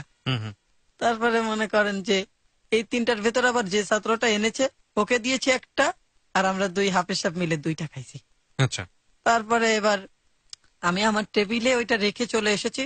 আমি আবার ওই হুজুরকে আমার ঘরে নির্বিঘ্নে আমার যে রুমটা ছিল ওই রুমে যেতে দিতাম। আচ্ছা আমার রুম ওপেনই থাকতো, আমার কোনো জিনিস কেউ ধরতো না। তো ওই হুজুর হঠাৎ করে দুপুরে তো আমরা সব 2জন একই জায়গায় বসতাম। আমি ধরেন যে এখানে পাশাপাশি বসে উনি ওই পাশে পড়া শুনতো আর আমি এই সাইডে একজনকে বসে পড়া শুনতাম। 2জন 2 সাইডে পড়া শুনতাম। তো পড়া সবার নেওয়া শেষ হয়ে গেছে। ওই দিন উনি কেন জানি তাড়াতাড়ি করে পড়া নিচ্ছে। আমি মনে করলাম হয়তো কোনো কাজ আছে, আমিও তাড়াতাড়ি করে নিয়ে ফেললাম। নিয়ে ফেলার পরে হুজুর আমাকে বলে যে হাফেজ সাহেব কয়েকটা কথা বলি। আবার মানে অনেক সময় হাফেজ সাহেব বলতাম, আবার অনেক সময় ভাইও বলতাম। ঠিক আছে, হাফেজ সাহেব কয়েকটা কথা বলি আপনাকে। আমি বললাম যে কি রে ভাই, কি সমস্যা? ভাই যদি সুখের কথা হয় তাহলে বলতে পারেন, দুঃখের কথা হলে থাক, এরকম বললাম। তারপরে উনি বলতেছে যে আপনি লুকিয়ে লুকিয়ে প্রেম করেন ভাই, আমাদেরকে জানান না। আরে কি অবস্থা, কি কন আপনি, এটা কেমন কথা? আমি লুকিয়ে লুকিয়ে প্রেম করি মানে? তো উনি আমার সাথে বাজি ধরতে রাজি হলো যে যদি আপনি যে লুকিয়ে লুকিয়ে প্রেম করেন, ঠিক আছে, এটা যদি সত্য হয় তাহলে উনাকে আমি একটা মোবাইল কিনে দিব, আর যদি এটা সত্য না হয় তাহলে উনি আমাকে একটা সিম মোবাইল কিনে দেবে। তো আমার তো দৃঢ় বিশ্বাস যে আমি তো কোনো মেয়ের সাথে কথা বলা তো দূরের কথা, শুধু কাস্টমার কেয়ারে যেসব মেয়েরা লিডের ব্যাপারে সেলের ব্যাপারে কল করে ওদের কলটা রিসিভ করি, আবার সিম সেল হয়ে গেলে ওদেরকে ফোন করে বলে দেই। তাছাড়া তো আমি পার্সোনালি, আর তখন আমার নিজের কাছে কোনো নাম্বার ছিল না, অফিসিয়ালি যে নাম্বারটা আমাকে দেওয়া হয়েছিল ওই নাম্বারটাতে ধরেন যে 3,500 টাকা করে প্রতি মাসে অফিস থেকে বিল ঢুকতো, ওইখান থেকেই আমি কথা বলতাম। আচ্ছা, আমার নিজের কোনো ফোন তখন ছিল না। তারপরে মাঝে মাঝে হয়তো 1-2 হাজার টাকা ঢুকাতে হতো আমাকে এই বিল শেষ হয়ে যাওয়ার পরেও। তো আমি বলি যে আপনি কি আমার কল রেকর্ডিং চেক করেছেন? কল রেকর্ডিং চেক করলে কি হবে, আপনার কল রেকর্ডিং চেক করলেও তো দেখলাম খালি মেয়েদের কণ্ঠ, কিন্তু ওইটা কোনো বিষয় না। আমি বললাম যে আপনি মেয়েদের কণ্ঠ পেয়েছেন কথা ঠিক আছে, বাট ওইখানে কি বলা হয়েছে আপনি এগুলো কি শুনেছেন? না, ওগুলো তো শুনে আমার কাজ নেই, কারণ ওগুলো তো সিম সম্পর্কে বলা হয়েছে, সবকিছুই আমি শুনেছি কয়েকটা। তারপর আমি বললাম তাহলে আপনার কাছে কি প্রমাণ আছে আপনি নিয়ে আসেন। তো পরবর্তীতে উনি ওই কাগজটা আমার হাতে দিচ্ছে। আমি বলি আরে ভাই এই কাগজটা তো একজন আমাকে চক উপহার দিয়েছে, সেটা আমি এখানে রেখে দিয়েছি যে মৃত্যু সংবাদ টংবাদ আসলে আমি এটাতে লিখে পাঠাবো। তারপরে উনি আমাকে এটা পড়ে শোনালো। তারপরে এবার উনি আমাকে বলে এবার দেন। আমি বললাম যে তারপরে চিঠিটা মেয়ে দিয়েছে, বাট আমি যে কিছু লিখে মেয়েকে দিয়েছি এমন তো কিছু না। এক পর্যায়ে এরকম করতে করতে আমিও মেয়েটার প্রতি ইমোশনাল হয়ে যাই। আমি এক সময় এরকম মনে হতো যে এই মেয়েটা ছাড়া মনে হয় আমার জীবনে আর কিছুই আমি কল্পনা করতে পারি না, এমন কিছু মনে হতো। তারপরে এক পর্যায়ে মেয়ের মেজো চাচা বিষয়টা জানতে পারে। জানতে পারার পর আমার যে মাদ্রাসার যে ম্যানেজিং কমিটি তাদেরকে জানাই। জানানোর পরে হ্যাঁ আমি সবার সামনেই বলি যে হ্যাঁ আমি ওকে ভালোবাসি। এর আগে কি মেয়ের সঙ্গে আপনার কোনো কথা বলা বা হ্যাঁ কথা বলা হয়েছে। মেয়েকে আমি একটা মোবাইলও কিনে দিয়েছি। তার মানে মেয়েটাও কি আপনাকে পছন্দ করতো? মেয়েটা আমাকে আগে প্রস্তাব পাঠিয়েছে, ওই যে চিঠি। আচ্ছা আচ্ছা, ওই চিঠিটাতেই মেয়েটা আমাকে প্রস্তাব। মেয়েটার নাম যেন কি ছিল? শিল্পী। শিল্পী, ঠিক আছে। তো মেয়েটা আমাকে প্রস্তাব পাঠালে আমি প্রথমে অ্যাকসেপ্ট করি নাই, 3 দিন ওরকম পাঠিয়েছে। এরপরে আমি আস্তে আস্তে মেয়েটার প্রতি ইমোশনাল হয়ে যাই। তো তখন ফেব্রুয়ারি মাস চলে, ফেব্রুয়ারির শেষের দিকে অর্থাৎ 28শে ফেব্রুয়ারি। তো ওই দিন আমার হঠাৎ করে বলতেছে যে মাদ্রাসায় মিটিং হবে। কে বলছে? ওই মেয়ের মেজো চাচা। মানে আপনি মেয়ের মেজো চাচার কাছে স্বীকার করেন বিষয়টা? না, মেয়ের মেজো চাচা স্বীকার করলেন আপনি কার কাছে? যে আপনাকে জিজ্ঞেস করলো সে কে ছিল? ওই যে লুকিয়ে লুকিয়ে প্রেম করার কথা। না, একটু আগে আপনি যে কথাটা বলছিলেন যে কেউ আপনাকে জিজ্ঞেস করছিল এবং আপনি তাকে বললেন যে হ্যাঁ আপনি তাকে ভালো মেয়েটা। ওই যে বললাম না যে মিটিং ডাকে মাদ্রাসায়, আমার ওই মেয়ের মেজো চাচা বিষয়টা টের পাই। আচ্ছা, যে আমি মেয়ের সাথে কথা বলি বা মেয়ের সাথে আমার সম্পর্ক আছে। ঠিক আছে। মাদ্রাসা মানে কোন মাদ্রাসায়? আপনার যে মাদ্রাসায় আপনি পড়াতেন? হ্যাঁ হ্যাঁ হ্যাঁ। মেয়ের মেজো চাচা ওই মাদ্রাসায় কি করতেন? মেয়ের মেজো চাচার মাদ্রাসা ওটা মেয়ের মেজো চাচার মাদ্রাসা ছিল। মেয়ের মেজো চাচাই হচ্ছে ওই মাদ্রাসার মুহতামিম। ওকে, আরেকটি বিরতির সময় হয়েছে প্রিয় শ্রোতা। 4 মিনিট পর আমি আবারও ফিরে আসছি ক্লোজ আপ প্রেজেন্টস হ্যালো 8920-তে হাফেজ মোহাম্মদ আলাউদ্দিনের জীবনের গল্পে। Hello 8920 close up, the closer the better. R J Kibria আপনাকে আরো একবার স্বাগত জানাচ্ছে ক্লোজ আপ প্রেজেন্স হ্যালো 8920 তে। আপনি শুনছেন এবিসি রেডিও। আজকে আমার সঙ্গে জীবনের গল্প বলার জন্য আছেন হাফেজ মোহাম্মদ আলাউদ্দিন, এবং তার জীবনের গল্পে কথা না বাড়িয়ে ফিরতে চাই। তার আগে আপনাকে বলছি, যারা জীবনের গল্প বলার জন্য আমাদের এখানে আসতে চান তারা ফোন করে রেকর্ড করবেন আপনার কথাগুলো, খুব ছোট্ট করে জানাবেন যে কি বিষয়ে আপনার জীবনের গল্প, এবং আপনার সেল নাম্বারটি দিতে অবশ্যই ভুল করবেন না। আমাদের ফোন নাম্বারটি হচ্ছে 09613892 আরো একবার বলছি 09613892 ওকে। বলেন, মিটিং ডাকা হলো, তারপর? হ্যাঁ, মিটিং ডাকা হলো। হঠাৎ করে হুজুর আমাকে বললো মাদ্রাসায় মিটিং আছে। আমি বললাম কিরে, মাদ্রাসায় মিটিং তো হবে মার্চ মাসের 7 তারিখে, তো ফেব্রুয়ারির 28 তারিখে কিসের মিটিং? আমি হুজুরকে জিজ্ঞাসা করতে হুজুর বললো জরুরি মিটিং। বললাম ঠিক আছে, জরুরি মিটিং মাদ্রাসার উপকারের স্বার্থে যদি জরুরি মিটিং ডাকা হয় সমস্যা কি, আমি উপস্থিত থাকবো।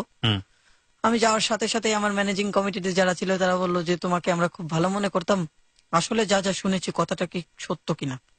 আমি বললাম যে দেখুন, আপনারা কি শুনেছেন আমি তো সেটা জানি না, আর কোন বিষয়ে আপনারা প্রশ্ন করতে চাচ্ছেন সেটাও তো জানি না, তো সত্য না মিথ্যা কিভাবে আমি বলবো?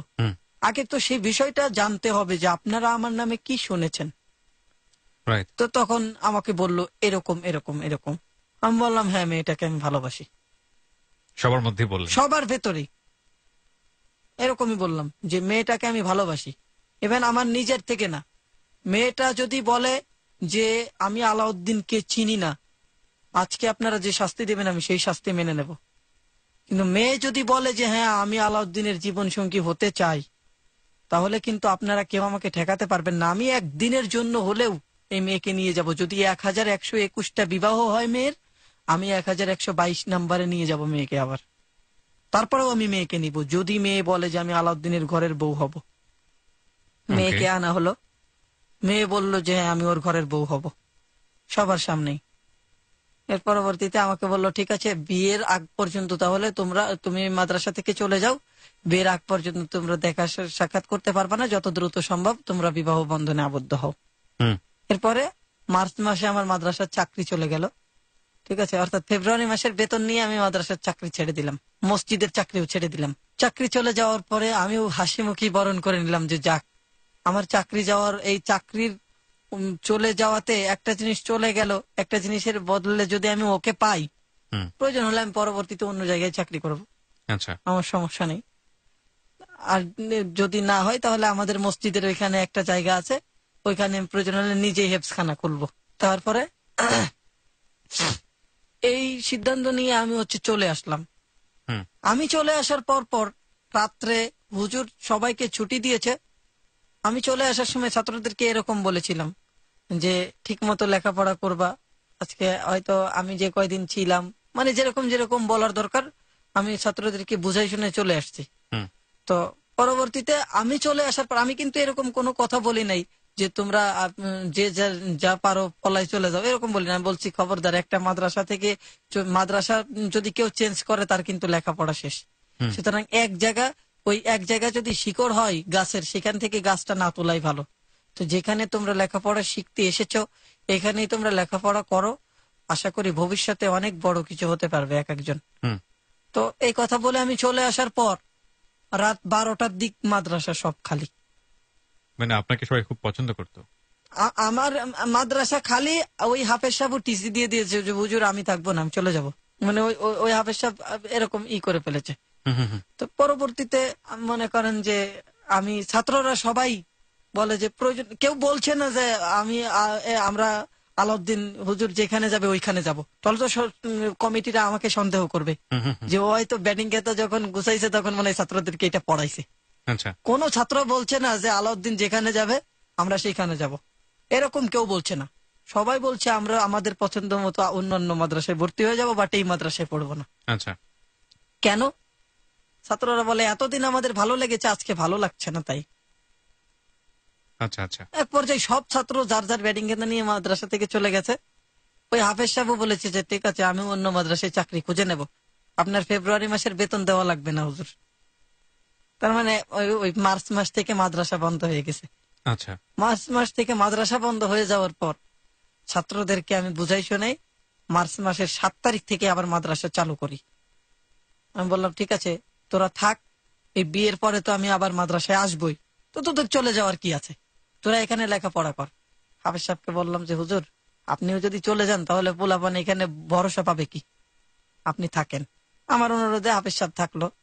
আমি ছাত্রদেরকে বললাম যে তোরা এরকম এরকম থাক, তোদের সমস্যা হবে না, আমি আশা করি যে অতি তাড়াতাড়ি আবার তোদের মাঝে ফিরে আসব। তো ছাত্ররা পরবর্তীতে আবার সবাই ফিরে আসলো। সবাই মানে মাদ্রাসা থেকে তো এই কথা বলেছে যে আমরা আমাদের মতো করে এক এক জায়গায় আমরা ভর্তি হয়ে যাব। পরবর্তীতে মাদ্রাসা থেকে যখন যায় সব ছাত্ররা তাদের বাবা মার কাছে বলছে, ছাত্ররা আর আমার সাথে যোগাযোগ করে নাই, কিন্তু তাদের বাবা মা বলতেছে হুজুর আপনি বলেন কোথায় ভর্তি করে দেবো।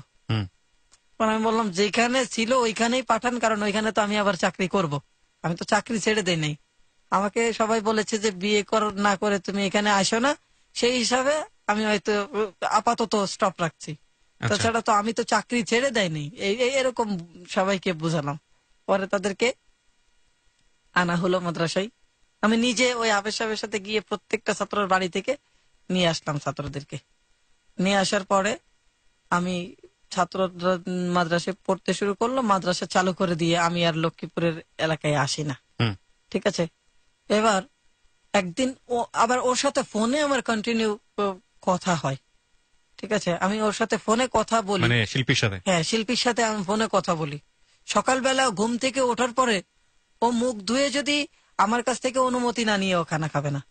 আমি যদি ওকে ফোন করে বলি যে হ্যাঁ তুমি খানা খাও, তাহলে ও খানা খাবে। দুপুরে ও গোসল করবে, আবার ওর বড় চাচার বাড়িতে এই ধরনের কাজ টাজ করতে হতো না অতটা। ওর বড় চাচি বলতো যে পারলে করবি, না পারলে নাই। আচ্ছা, ঠিক আছে, তো আবার গোসল করার পরে ও আমাকে ফোন দিবে। আমি যদি ওকে বলি যে খানা খাও, তাহলে ও খাবে, আর না হলে নাই। রাত্রেও ও আমি এশার নামাজ পড়ে আসার পরে ও আমাকে ফোন দিবে। ওকে যদি আমি বলি খানা খাও, তাহলে ও খাবে, না হলে নাই। এরকম।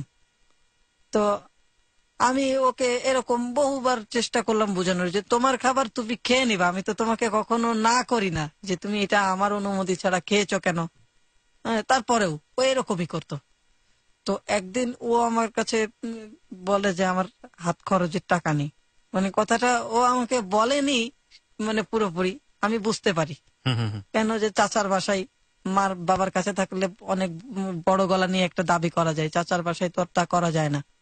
ঠিক আছে, তো এখন আমার তো লক্ষ্মীপুরে যাওয়া নিষেধ, আমি কি করব? এবার আমি কি করলাম, আমাদের থানার এখানে মাইক্রো ভাড়া পাওয়া যায়, প্রাইভেট কার। আচ্ছা, তো আমি ওই লক্ষ্মীপুরের পাশে হরে কৃষ্ণপুর বা ইসলামপুর, বর্তমান নাম হয়েছে ইসলামপুর, ওইখানে একটা মাদ্রাসা আছে। আচ্ছা, ওই মাদ্রাসার হুজুরের ওয়াইফের থেকে বোরকা ভাড়া নিলাম। বোরকা ভাড়া নিয়ে মুখোশ ভাড়া নিলাম। আচ্ছা, হিল ভাড়া নিলাম পায়ের। ভাড়া? হ্যাঁ, ভাড়া নিলাম সবকিছু মিলে, যে এক রাতের জন্য রাখবো। আমি আপনাকে পরবর্তী দিন সবকিছু যেভাবে নিয়েছি সেইভাবে বুঝিয়ে দেব, আপনাকে 1000 টাকা দেব। তারপরে পরবর্তীতে আমি নিলাম এইভাবে। নেওয়ার পরে আমি সুন্দর মতো বুরকা পরেছি, হিল পরেছি, আর কালো উন্না দিয়ে এতটুকু এরকম করে ফেলেছি, এরকম মেয়েদের মতো। মানুষের তো হালকা চোখ বের হয়ে থাকে, আমি সেটাও করি নাই, যদি কেউ বুঝতে পারে। তো আমি এখানে মোহাম্মদপুর থেকে বেশি দূরে না, যাওয়া আসার জন্য 3000 টাকা দিয়ে প্রাইভেট কার ভাড়া করলাম। প্রাইভেট কার ভাড়া করার পর আমি ওর বড় চাচাকে আবার বলেছিলাম যে আমি এইভাবে আসবো, আসার পরে আপনারা ওই ওর চাচতো ভাইকে বলতে বলেছিলাম যে আসার পরে তুই আসবি, তুই এসে বলবি আমার খালাতো বোন। আচ্ছা, ঠিক আছে। তো এই কথা বলার পরে যখন প্রাইভেট কারে এসেছি, তখন ওরা বলেছে, আর ওই দিনকে সারাদিনই ওরা বলেছে যে আমার খালাতো বোন আসছে ঢাকা থেকে, আমার খালাতো বোন আসছে ঢাকা থেকে। ঠিক আছে, আসলে তো ওরা আমার সূত্র ধরেই বলেছে, কিন্তু আমি রাত 9টার কিছু সময় পরে ওইখানে খালাতো বোন হিসাবে পৌঁছাই। যে আমার মনে করেন যে বোরকা টোরকা পরা, সুন্দরভাবে আমার পায়ে হিল আছে, একটা মেয়ের আমার হাতে চুরিও ছিল।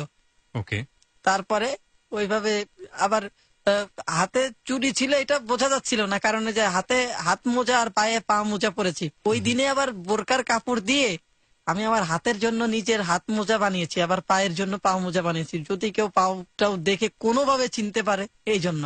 ওকে। সেগুলো এখনো আমার কাছে আছে। তো পরে আমি ভিতরে ঢোকার পরে ওকে বললাম যে আমি তো আসতে পারবো না, এই একবার এইভাবে এসেছি, বারবার তো আর এরকম আসা যাবে না, তাহলে মানুষ সন্দেহ করবে যে ওর খালাতো বোন কি প্রতিদিন আসে নাকি, তো তুমি এই 10,000 টাকা রাখো। তো ওকে আমি 10,000 টাকা দিলাম, ঠিক আছে। আর আমার ব্যাংক থেকে আমি ওই দিনকে আবার টাকা তুলেছি, আর ওর চাচার হাতে এক্সট্রা 20,000 টাকা দিয়ে আসলাম যে আমি যদি না আসতে পারি তাহলে আপনি ওকে এই টাকাটা আপনার কাছে রাখেন, এই টাকাটা ওকে একবারে দিবেন না, আর আপনাকে যে দিয়ে গিয়েছি এটাও আপনি ওকে বলবেন না, আচ্ছা আচ্ছা। ওর লাগলে আপনি আস্তে আস্তে দিবেন। তো এইভাবে আমি টাকা দিয়ে আসলাম 30,000। পরবর্তীতে আমি আবার প্রাইভেট কারে করে ফজরের আজানের সময়, ওই দিন রাত্রে আবার ওদের বাসায় ছিলাম, ওদের বাসায় ওর চাচাতো ভাইয়ের সাথে ছিলাম। তারপরে ওই ফজরের নামাজ পড়ার পরই আবার ওই প্রাইভেট কারটা ছিল কালো কাচে ঘেরা। জি। ফজরের নামাজ পড়ার পরই আমি আবার চলে এসেছি। এরপরে আমার বাবা মা বিষয়টা জানতে পারে। আমার বাবা মা জানতে পারার পরে আমাকে বলে ঠিক আছে তোকে বিয়ে দেব, সমস্যা নেই, তুই বাড়ি আয়। এক পর্যায়ে আমার বাবা মা আমাকে খুব মারধর করে। আমাকে মারার পরে যেখানে যেখানে কেটে যায় সেখানে আমার মা নিজের হাতে লবণ লাগিয়ে দিয়ে বলেছিল যে বল তুই এই মেয়েটাকে ভুলবি কিনা, যদি না ভুলিস তাহলে তোকে এখানেই মেরে ফেলবো। My goodness. তারপরে আমি বলেছিলাম যে আমার জীবন যদি থাকে তাহলে এই মেয়েটা আমার জীবনের সাথে থাকবে, আর যদি আমার জীবন না থাকে তো মেয়েটাকে আমি আল্লাহর হাতে সুপর্দ করে যাব, তবু এই মেয়েটাকে যে ভুলে যাব এই কথা আমি আমার মুখ দিয়ে কখনোই বলবো না, আমি এরকম বলেছিলাম। তারপরে এক পর্যায়ে যখন আমার বাবা মা দেখলো যে আমি কোনো প্রকারই মেয়েকে বলতে রাজি না, তো আমাকে মনে করেন যে শিকল দিয়ে দিল আমার পায়ে যে তুই যেতে পারবি না। পরবর্তীতে আমি কি করলাম, আমি বললাম যে ঠিক আছে মেয়েকে বলে যাবো হ্যান ত্যান, মানে একটু মানে ওদের তাল মিলালাম যাতে বুঝতে না পারে। আমি কন্টিনিউ মসজিদে যাচ্ছি, বাড়ির কাছে মসজিদে নামাজ পড়তেছি, সবার সাথে হাসি খুশি চলতেছি। একদিন রাত 2টার দিকে আমি আমার মোবাইল টোবাইল নিয়ে, ঠিক আছে, হাতে একটা লাঠি ছিল, ঠিক আছে, আর পায়ের স্যান্ডেলটা আমি খুলে ফেলেছি, যে জুতার শব্দ হয় না, মানে কারেন্টলি খালি পায়ে হাঁটলে কিন্তু তেমন শব্দ হয় না। আমি পেশাব করার নাম নিয়ে এসেছি, মানে মনে মনে উদ্দেশ্য যে যদি কেউ দেখে ফেলে তাহলে হলো পেশাব করব, আর যদি না দেখে তাহলে পলাবো। মনে করেন যে আমার শিকল খুলে দেয় রাত্রে, তো আমি মনে করেন যে টুকটুক করে হাঁটতে হাঁটতে, আমার বাড়ির পাশের রাস্তা আবার আমার আইডিয়া আছে যে কোন দিক দিয়ে কোথায় যেতে হবে, তো মনে করেন যে আমি হাঁটতে হাঁটতে চলে এসেছি পাকা রাস্তা পর্যন্ত রাত 2টার দিকে। তখন তো চলে আসার পর আমি পাকা রাস্তায় আসার পরে আমি স্যান্ডেল পাই দিয়েছি, এই যে এখন বাড়ি থেকে অনেক দূরে, কেউ এখন শুনবে না। পরে ফজরের নামাজের সময় দেখে যে সবাই আমার রুমের দরজা খোলা, আমি নেই। সবাই মোটামুটি খোঁজাখুঁজি করেছে যে ও হয়তো কোথাও গিয়ে মারা গেছে নাকি, এই মেয়েটার প্রতি এত ইমোশনাল। হ্যাঁ, পরবর্তীতে আমি কন্ট্যাক্ট নাম্বার দিয়ে ফোন করে জানিয়ে দেই, আমি আমার ইনকামিং কল বন্ধ করে রেখে আউটগোয়িংটা চালু করে রেখে জানিয়ে দেই যে না আমি যেখানে আছি নিরাপদে আছি, তোমাদের টেনশন করার কোনোই দরকার নেই। এরপর থেকে 7 দিন পর্যন্ত আমি এখানে ওইখানে ঘুরছি, যে আমি আবার যে আমার বইটা নিয়ে আসবো, বইটা নিয়ে আসলে তো আমি ব্যাংক থেকে টাকা তুলতে পারতাম, কিন্তু বইটাও নিয়ে আসতে পারিনি। এই জন্য মনে করেন যে ভাত কি জিনিস, ওই যে ওই দিন রাত্রে খেয়ে বের হয়েছি, এরপরে হয়তো কারোর সাথে দেখা হলে যে হুজুর চা খান নাস্তা খান, বাট ভাত কি জিনিস পরবর্তী 7 দিন পর্যন্ত আর আমার সামনে আসেনি। এরপরে এক পর্যায়ে এরকম চলতে চলতে 2015 সালের 14ই মে আমাদের বিবাহ হয়। এবার এর আগে মেয়ের চাচা প্রস্তাব নিয়ে গেলে আমার বাবা বলে কি যে ঠিক আছে একটা ঘর আর কিছু জমি দিতে হবে যৌতুক হিসাবে। তো আমি আমার বাবাকে বলি বাবা তোমার যত টাকা লাগে আমি দেব, বাট আমি মেয়েটাকে আনবো, মেয়েটার কাছ থেকে কোনো যৌতুক আনবো না, প্রয়োজন হলে মেয়েটার শরীরে যে কাপড়গুলো আছে ওগুলো আমি খুলে দিয়ে দেব। আমার বাবা মানতে রাজি না। পরে আমি বললাম যে এরকম কোরআনে এই আছে, আমি সবকিছু বোঝানোর পরে যখন আমি দেখলাম যে আমার বাবা যৌতুক থেকে কিছুতেই পিছপা হবে না, তখন আমি নিজে আমার বাবার নামে একটা মামলা করলাম থানায়। আপনার বাবার নামে? আমি আমার বাবার নামে মামলা করলাম, মানে যাতে যৌতুক না নেয়, যাতে যৌতুক না নেয়। এরকম বললাম যে আমি আমার বাবাকে কোরআন হাদিস দিয়ে বুঝিয়েছি, আমাদের মসজিদের ইমাম সাহেব দিয়ে বুঝিয়েছি। আমার বাবার কারণে আমি খুতবার আলোচনা জুম্মার দিন রেখে ইমাম সাহেবকে বলেছি আপনি যৌতুক বিরোধী আলোচনা করেন। তারপরেও আমার বাবা বোঝেনি, সামাজিকের জায়গা থেকে কোনোভাবে আমার বাবাকে আমি বোঝাতে পারিনি, ধর্মীয় ভাবে বোঝাতে পারিনি, বাধ্য হয়ে আমি আমার বাবার বিরুদ্ধে মামলা করলাম। আচ্ছা। মামলা করার পরে এবার আমার বাবার বিরুদ্ধে আমি মামলা করে যাওয়ার সাথে সাথে আমি বাড়ি পৌঁছতে না পৌঁছতেই পুলিশ আমার বাবার ওইখানে এসেছে। আসার পরে বলেছে, এরকম বলেছে, আমি বলেছি ওইখানে যাবেন ঠিকই, মামলা করেছি আমি বাধ্য হয়ে যৌতুক থামানোর জন্য, কিন্তু গিয়ে এমন কোনো আচরণ করবেন না, একটু উচ্চ স্বরে কথাও বলবেন না, এরকম বলে এসেছি। তো পুলিশ যায় ওরকমই বলেছে যে চাচা আসেন, আপনাকে নিয়ে যাব, কারণ আপনি আপনার ছেলে এরকম যৌতুকের ব্যাপারে যৌতুক নিবেন, আপনি যৌতুক নিতে চাচ্ছেন কেন, আসলে তো এটা ঠিক না। এমনিতে কিন্তু কোনো পুলিশ এরকম বলে না, কোনো মামলার হলে কিন্তু তাদের আলাদা একটা পাওয়ার থাকে, কিন্তু আমার জন্য তারা এরকমই বলেছে। বলার পরে তারা বলে যে আরে ভাই আমি তো বিয়ে বন্ধ করার জন্য যৌতুকের করছি। এবার পুলিশরা ওই যে বলে যে আকাশের যত তারা আইনে তত তারা, এবার বলেছে যে যদি ওরা বলতো যে হ্যাঁ আমরা যৌতুক দেব, তখন আপনি কিভাবে বিয়ে বন্ধ করতেন। তো এরপরে মনে করেন যে এক পর্যায়ে যৌতুকটা বন্ধ হয়ে গেল, বিয়েও হলো। তখন বিয়ে হয়ে যাওয়ার পরও আমি যে চাকরিতে যাই, মনে করেন যে নতুন একটা চাকরি নিয়েছিলাম পরে আমাদের ওইদিকে একটা মাদ্রাসায়, ও মনে করেন যে আমার পড়ার টাইম বাদে আমি রাত্রে ঘুমালে ওর সাথে ফোনে কানেক্ট থাকতাম। যে ও আমি তখন বাসা টাসা ঠিক করে নেই, আমি নতুন মাদ্রাসায় ঢুকেছি, হঠাৎ করে তো আর বাসা পাওয়া যাবে না, দেখতে হবে, আর আমার ওয়াইফকে আমি রাখবো, তাহলে বাসাটাও সেরকম সেফ হতে হবে, সবকিছু চিন্তা করে আমি ওকে আনিনি। কিন্তু ও ফোনে প্রতিদিনই কান্নাকাটি করতো যে আমি কবে আসব। তারপরে ধরেন যে বিয়ে হয়ে যাওয়ার পরে 2015 সালে বিয়ে হলো, তারপরে চলে আসলো রমজান। রমজান চলে আসার পরে আমি মাদ্রাসা থেকে দিলাম যে হুজুর আমি চাকরি করব না, আমি একটু শহরে যাওয়ার চিন্তা ভাবনা নেব।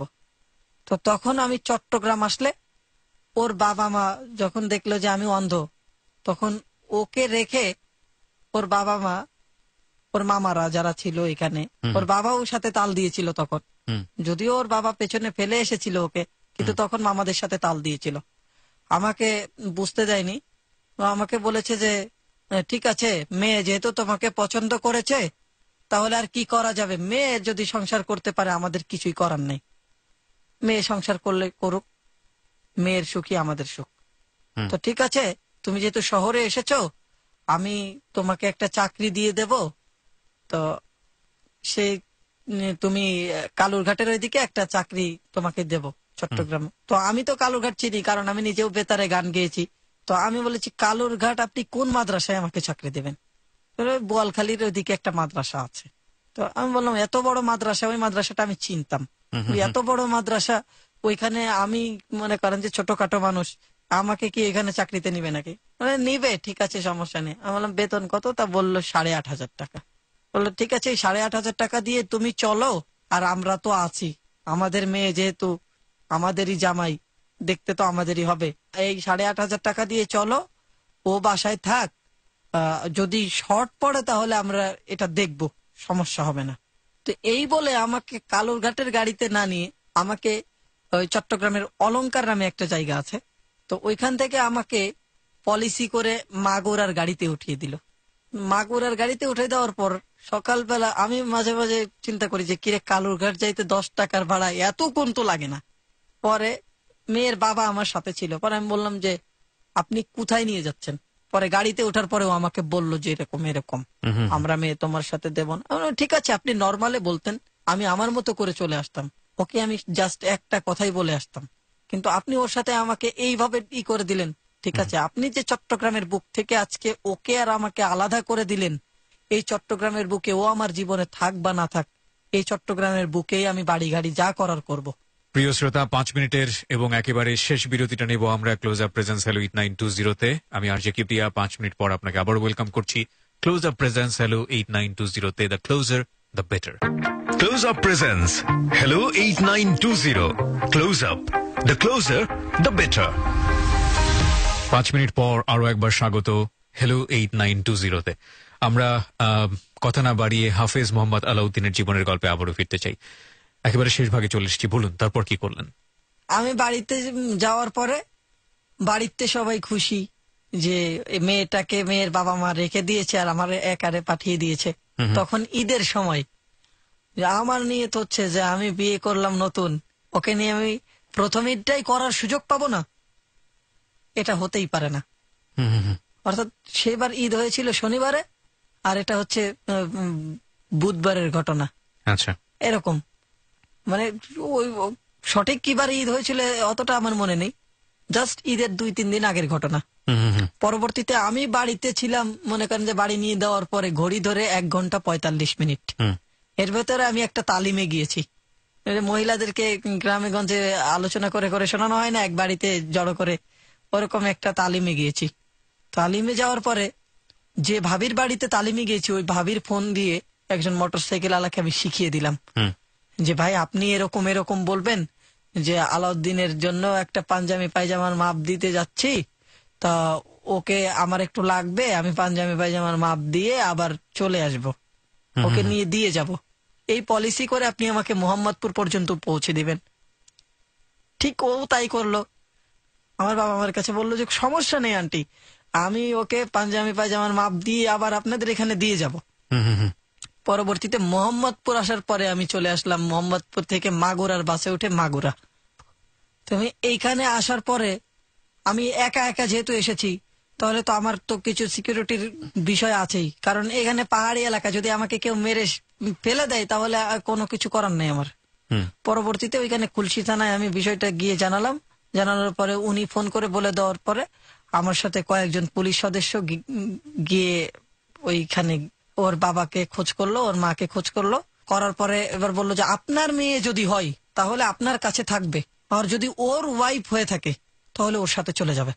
তো তখন ওর কাছে জিজ্ঞাসা করলো, ওর খালারা প্রথমে একটু পার্ট নিল যে ও যাবে না, ও যাবে না, আপনারা জিজ্ঞাসা করেন স্যার। আমি বললাম ঠিক আছে, মেয়ে যদি না যায় তাহলে আমি আপনাদের সাথে চলে যাব, কখনো মেয়ের দাবি নিয়ে চট্টগ্রামের বুকে আমি আর কোনোদিন আসবো না। তারপরে বিষয়টা হচ্ছে, আমি এই কথা বলার পরে বললো ঠিক আছে মেয়েকে আনা হোক। মেয়ে বলল যে আমি আমার মা বাবা ভাই বোন কাউকে চিনি না, আমি আমার স্বামীকে চিনি। কথা বলার সাথে সাথে পুলিশরা বললো ঠিক আছে এবার তাহলে আপনার মেয়েকে আপনারা নিজেরাই তুলে দিন। তারপরে আমরা চলে আসলাম।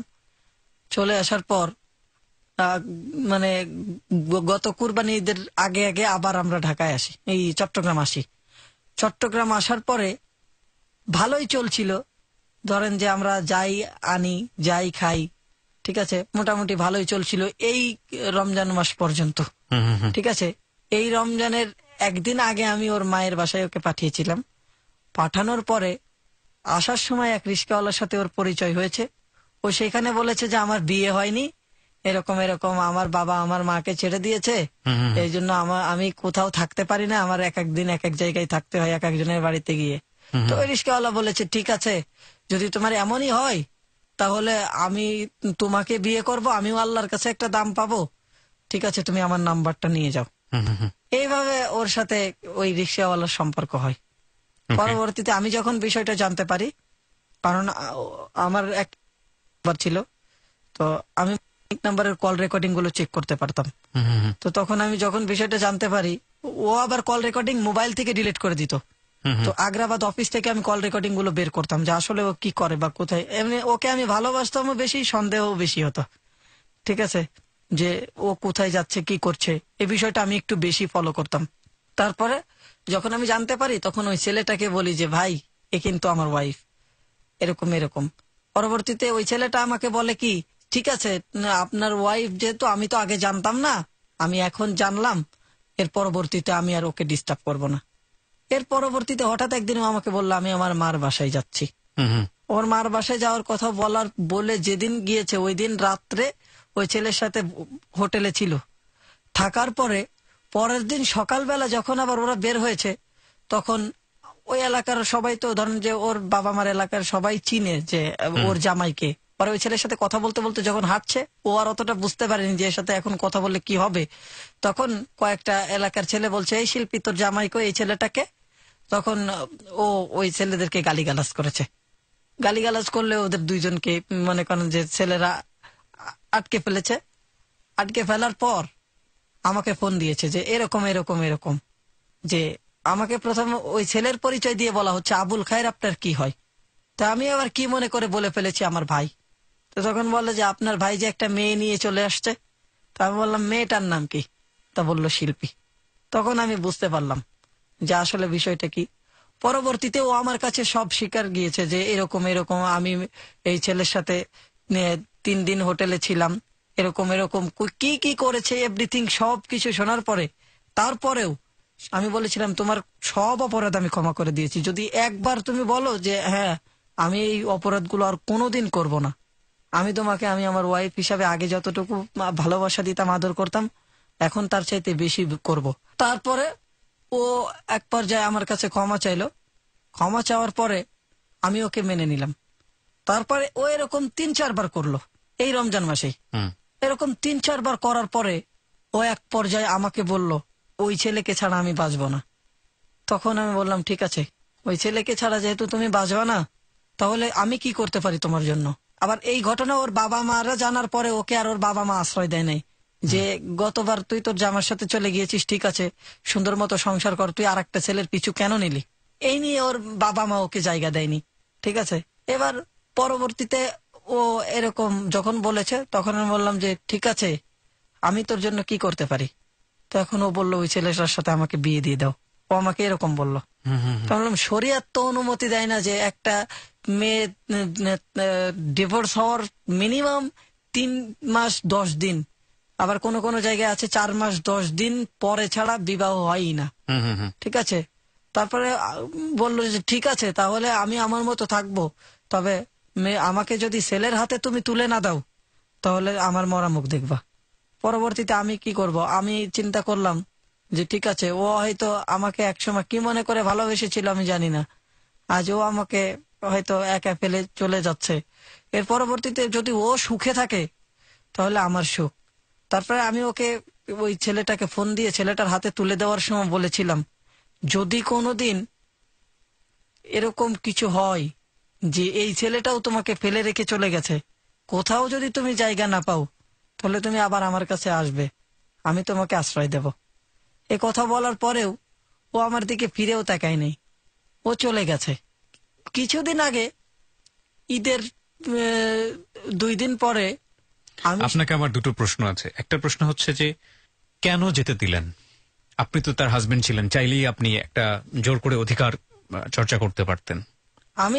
আমি যেতে দিলাম এই কারণেই যে ওর প্রচুর জেদ ছিল। ও যদি জেদ করতো যে আমি মরে যাব তাহলে যেভাবে ও মরে যেত। আমি চেয়েছিলাম যে ও বেঁচে থাক, এই জন্যই আমি ওকে যেতে দিয়েছি। ওকে, এত কিছুর পরেও আপনি তাকে এই কথাটা কেন বললেন যে তুমি যদি ওইখানে জায়গা না পাও তাহলে আমার কাছে এসো? এই কথাটা বলেছি, আমি তো ওকে বলতে পারিনি, ও আমাকে বললেও আমি তো ওকে বলতে পারিনি। আপনি স্টিল তাকে লাভ করেন? আমি অবশ্যই তাকে লাভ করি। কত বছর হলো গিয়েছে আপনার কাছ থেকে? এই রমজানে গিয়েছে। এই রমজানে গিয়েছে, কিন্তু ঈদের 2 দিন পর আমি শুনেছি ওই ছেলেটাও নাকি ওকে ফেলে রেখে চলে গেছে। এখন কোথায় আছে? এখন ও কোথায় আছে? ওর বান্ধবীদের বাসায় 2 দিন থাকে, এখানে 2 দিন থাকে, বাট আমার কাছে ও কোন মুখ নিয়ে আসবে? ও আমার কাছেও আসার সাহস পাচ্ছে না, ওর বাবা মায়ের কাছেও যাইতে পারছে না। কিন্তু আপনি তো তাকে বলেছেন যে আপনি আমি তাকে বলেছি, কিন্তু ও যদি, আমি এখনো বলছি, ও যদি আসে, ও যদি সব কিছু যেরকম আমার কাছে স্বীকার করেছে, ও যদি বলে যে ঠিক আছে আমি জীবনে কোনোদিন এই অপরাধগুলো আর করব না, আমি আলাউদ্দিন তারপরে ওকে মেনে নেব। কি বলবেন আজকের এই জীবনের গল্পকে, সেই বলার দায়িত্ব আপনার হাতেই ছেড়ে দিলাম। শুধু একটা কথাই বলার আছে, ভেতরের মানুষটাই আসলে মানুষ, এবং এই মানুষটাকে যারা লালন করেন, এই মানুষটাকে যারা চিনতে পারেন, তারাই আসলে প্রকৃত মানুষ। সেই মানুষটার 2টো চোখ আছে কিনা, সেই মানুষটার একটা হাত আছে কিনা, সেই মানুষটা দেখতে সুশ্রী কিনা, সেটা যতটা গুরুত্বপূর্ণ তার চাইতে অনেক বেশি গুরুত্বপূর্ণ অন্তরের মানুষটা কতটা আসল অর্থে তার মধ্যে মানুষ। যদি আজকে আলাউদ্দিন এখানে যা বলে গেল তার সম্পর্কে, নিজের সম্পর্কে, সেটা আমরা বিশ্বাস করি, তাহলে বলতে হবে আগাগোড়া আলাউদ্দিন অসম্ভব ভালো মাপের একজন মানুষ। এই ভালো মাপের মানুষের কাছ থেকে আমরা যদি কিছু আমাদের জীবনে নিতে পারি, যার 2টো চক্ষু নেই, জন্মের পরে সৃষ্টিকর্তা তাকে দেখার সুযোগ দেয়নি দুনিয়ার আলো কেমন, দুনিয়ার রং কেমন, দুনিয়ার মানুষের চেহারাগুলো কেমন হয়, যে মা তাকে পৃথিবীতে নিয়ে আসলো সেই মায়ের চেহারা কেমন, যে দাদি তাকে বড় করলো, যে হুজুররা তাকে এলেম দিল তাদের চেহারা কেমন, যে মানুষটিকে সে এত ভালোবাসে তার চেহারা কেমন, তাকে কিছুই দেখার সুযোগ দেয়নি, অথচ সে অন্তরের আলো দিয়ে পুরো দুনিয়াটাকে নিজের মতো করে সুন্দর করে দেখেছে।